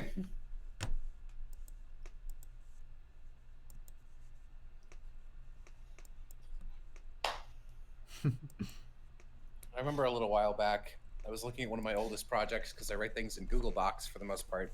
I was looking at one from like, God, maybe like freshman year. And it wasn't very well written, but it had the outline. And it was basically a story about if you would care to take a look crushing at the corruption in a exquisitely police detailed state handwriting was a setting like this. And I was just, and it was just like, to a little something night cops are evil, what do you do? night. And I was just like, good to I see think I was you'll always notice that me. the And this is always the type of shit I like to write about. Okay, so for those of you who either weren't here for it or like me and Brendan weren't paying attention or whatever, after their little tete-a-tete in the garden, Raphael basically did the medieval version of giving him his number and gave him his room number so he could come over for a booty call later. And now Rivian's like, so we have this thing that the villain wrote to his accomplice. Why don't we compare it to, you know, this 40-year-old man trying to get me into bed with him? Oh, what a shitty way to get caught. Pretty satisfying, though. Bitch, I gave you that so that...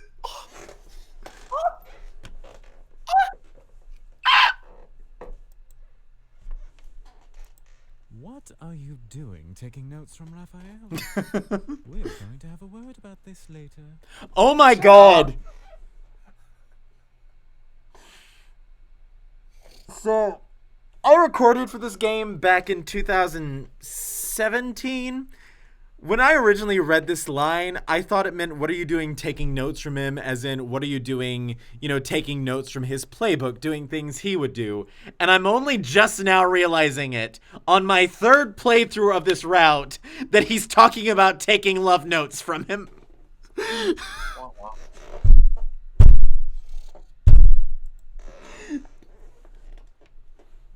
Just now. I am so dense.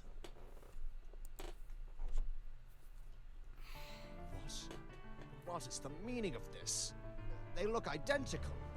Quickly, fetch the Justicia's written request for Sir Linnaeus's arrest. They look identical. Yes, in fact, when he handed me that note, it had the same message on it and everything. It didn't even say anything about a booty call. Devising complete nonsense. Man, Raphael, you did not plan this very well, dude. That's what you get for being a... I just love this line so much. Yeah, that's like a screen. That's like the kind of line you screen cap when you're doing like on social media. Like, you should play this game. Need a water too, because these Takis are really spicy. This? I cannot believe this. We must have an immediate investigation of not only this guardsman, but the Justicia himself. Men, seize them. Search the Justicia's room at once. On hand me. So yeah, he's in trouble. Who knew my horniness would be my undoing? Curse my thirst for younger men! Curse it all! Grand Chamberlain, there's been a mistake, surely. I didn't write anything of that nature. It's a setup, I assure you. What a disgrace. Inquisitor, I'm afraid you must be escorted back to your cell for the time being. We will hand down our collective verdict after we see what the investigation of the Justicia yields. Understood, Grand Chamberlain. Go to horny jail, boink, bonk. Yes, where's the dog when you? Where's the Doge when you need it? Where's the Doge with the stick?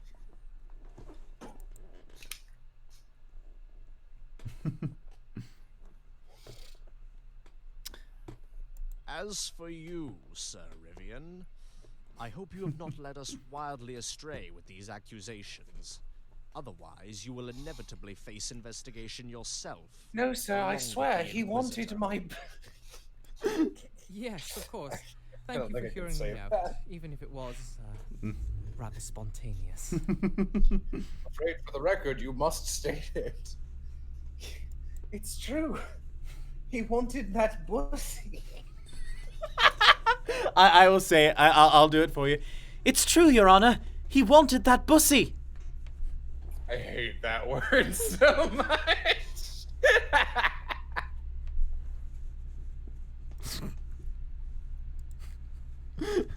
How do you feel about thrussy? Oh, I've never even heard that. It's the throat. Ugh, no. Why? That's such an unnecessary term. It makes it sound so much grosser than any other term for it. There's another Kiseki character named Muse, and her name is spelled M-U-S-S-E.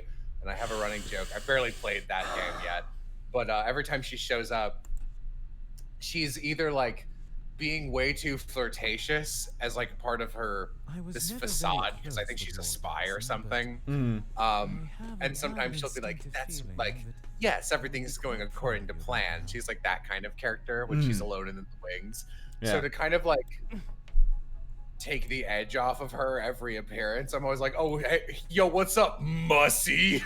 I insist on saying her name that way because it just ruins her every time she's on screen.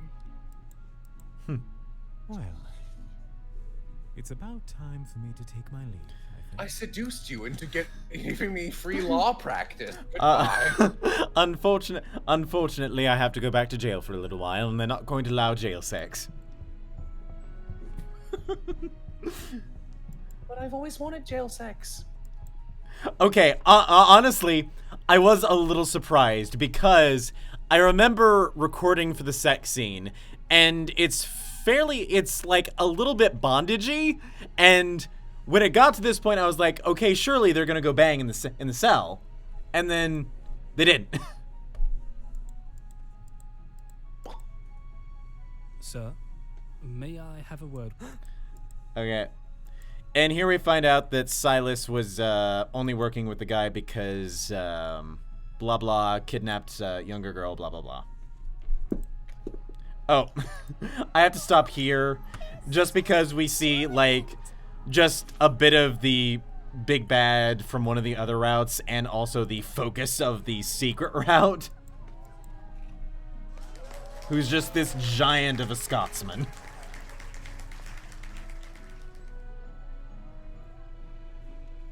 You look like you're from a different game. I see me fans are growing younger and younger, eh? So tall. You're like a Calm down there, chat. Up you go.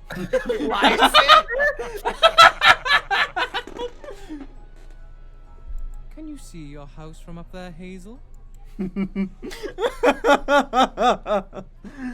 Okay, well, if you want to learn more about this guy, he is the secret route. You basically get him. He's an offshoot of Arden's route, so you have to get into Arden's route first, and then basically treat Arden like shit. And then you get this guy's route, and you basically get to learn all sorts of stuff about sort of the poor people of the town, and then you have a threesome with him and another muscular hot guy.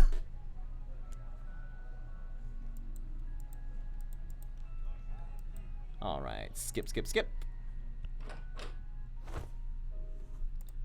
All right, and we are finally at the masquerade ball. And you guys are, all eyes are gonna be on you after the horror shit that was this week. So, I suppose I'll have to start writing that apology letter to your father tonight. Dear Lord Varison, your ravishing son was so rude as to steal my well-protected heart from me during the celebration. And as a result, I've now taken him for my own. Okay, no lie, the word celebration was always so weird for me in this accent. Just like, celebration. Celebration.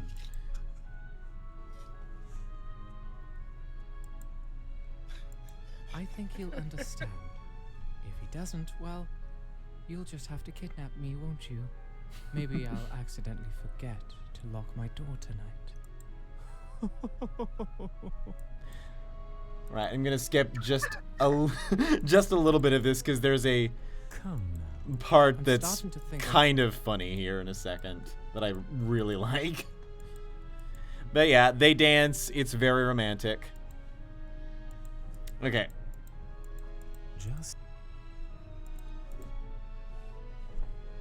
Speaking of the autumn ball, have you heard about Lady Croquise's intention to host it? Oh, yes, I have. Isn't that such a darling thing for her to do? It'll be so stressful for her, don't you think?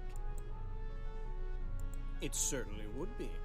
After the sudden passing of her late husband, she has to manage that huge estate all by herself. Oh my god, he does look kind of like Claude. Time skip Claude. And then we have Sailor Mars in the foreground. Yes, the poor thing. Her husband's death was so unexpected. One moment she was a shining epitome of help, and the next was cast to death's door by a sudden illness. It's I felt so epitome. sorry for the little piece. It's not epitome.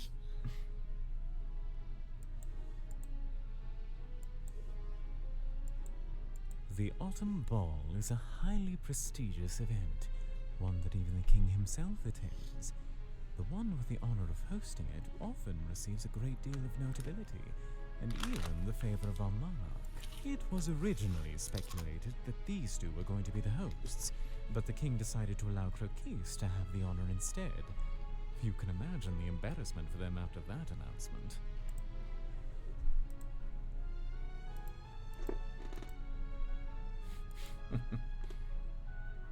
Well, we should offer her our congratulations for receiving such a wonderful opportunity.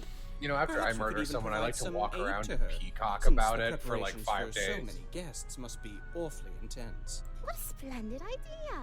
I'd love to see her again. We must extend our sympathies about her unfortunate husband, too. Such a dreadful occurrence. Is it could they possibly be blackmailing this lady? Do you know how her husband died? Or are they planning on making something Do you up? know how they killed him? Linnaeus! Shut up. I love murder so much. Oh, Croquise is no innocent lamb. She certainly murdered her husband in order to gain full control over the estate. The noble Hooray! Lord and Lady Claire are probably planning to fabricate evidence that will scare her into doing their bidding. And in this case, it'll mean handing Isn't over my her job role as fun? host. I love this. No wonder you don't Is trust everyone at court anybody. just an awful person? That's why I love this little scene here. Because it's just like... Some are far worse than others, but everyone has their secrets. This is the web of intrigue we dance in, my dear boy. You must learn to recognize who's pulling what strings. Just because it's Linnaeus saying, "Yep, this is my job, dealing with these rich goddamn motherfuckers all the time." Don't worry. Stay by my side, and I'll teach you all. Is he a serial killer? Someone in chat asks. No, I think he's just catches murderers. My sister's type is serial killer. She always goes for the evilest character in these games. I mean, granted, I'm pretty sure that if Linnaeus wanted to murder you, he would know how to do it and not leave any proof behind. Like, that's honestly the biggest clue that Linnaeus didn't murder the Duchess. There were clues.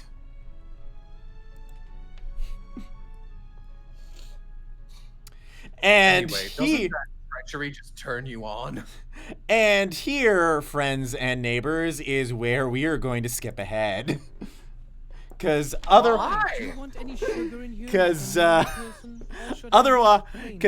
this is a Christian stream. But suffice to say, after the party, they go back to Linnaeus's room. They bang. Ropes are involved. Ropes. Denial. He forced me to swallow a rope and then wait 48 hours until it came out the other end. Let's see. Ropes. Orgasm denial. Some mildly dommy language from Linnaeus, which was a lot of fun to record, in which, no, you can't hear it right now. We will get in trouble. Did you really just call me bizarre? I'm not the one who eats dessert before dinner half the time. No, you do not get the sex scene. If you want the sex scene, you can... Well, I think someone said earlier, where can I buy the game? You can either look up Argent Games. They have a link to their itch.io page where you can buy the game. You can buy it on Steam as well. The Steam version is censored, so you'll have to go through a bit of a process to patch in the... Yeah, the sex. And I will say, the sex scenes are, for the most part, completely superfluous to the plot. And the one thing I like is that, generally speaking, unlike certain other games, they happen, you know, at a reasonable time. Like, after everything's, well, okay. For Arden and Linnaeus, they basically happen after the plot's done. For Franz, before the climax happens after the masquerade, and during the masquerade, he just takes Rivian to a closet and fucks him there.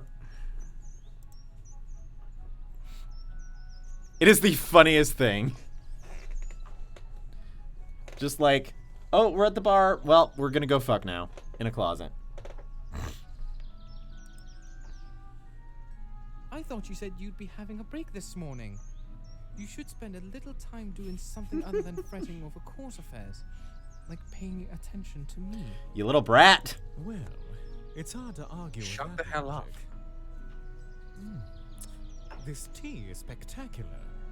You didn't slip any strange herbs into here or something, did you? Did you slip me an aphrodisiac? Because I'm all for that. The thought hadn't crossed Chris, my is mind, that a but weed? now that you mention it, I might I'm try calling the next time, guards. so I can get revenge on you for last night. Hello, 911, what is your emergency? Hello, 911, what is your emergency?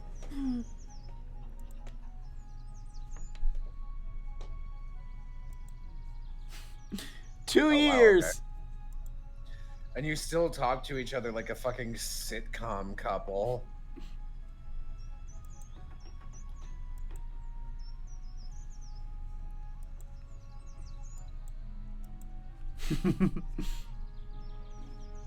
Aww.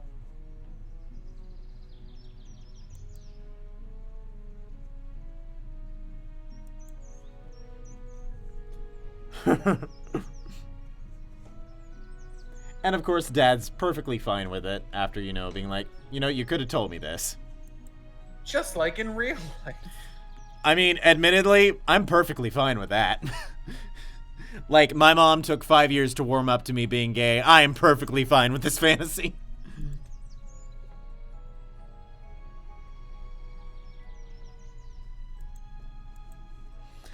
Yep, Raphael was committed to execution for all those people he killed, but Linnaeus was like,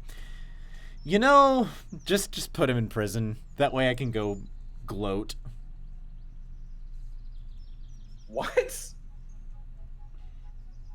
Happy ending. Okay.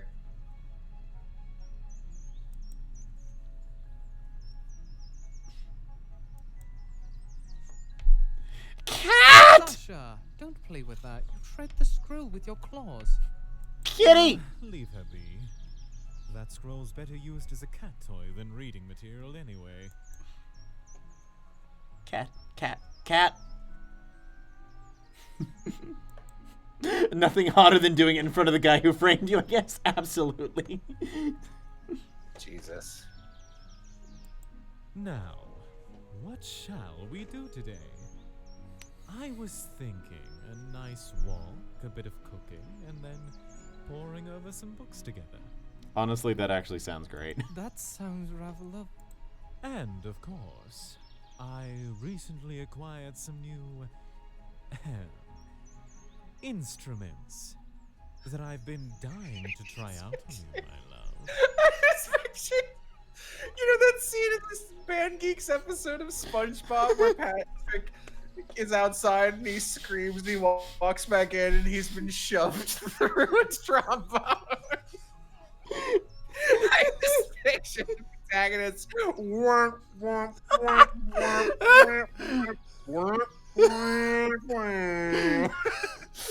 Rivian, let me slip the slide part of this trombone up your ass.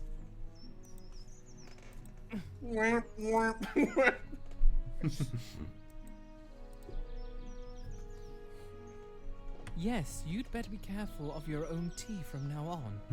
You'll get your comeuppance. One of these days I'm going to poison you for fucking me so hard. Perhaps. But until I'm gonna then, get you. I think I'll just enjoy myself tormenting you. Whatever price comes at the end of it all, well, I'm sure I won't regret a single moment.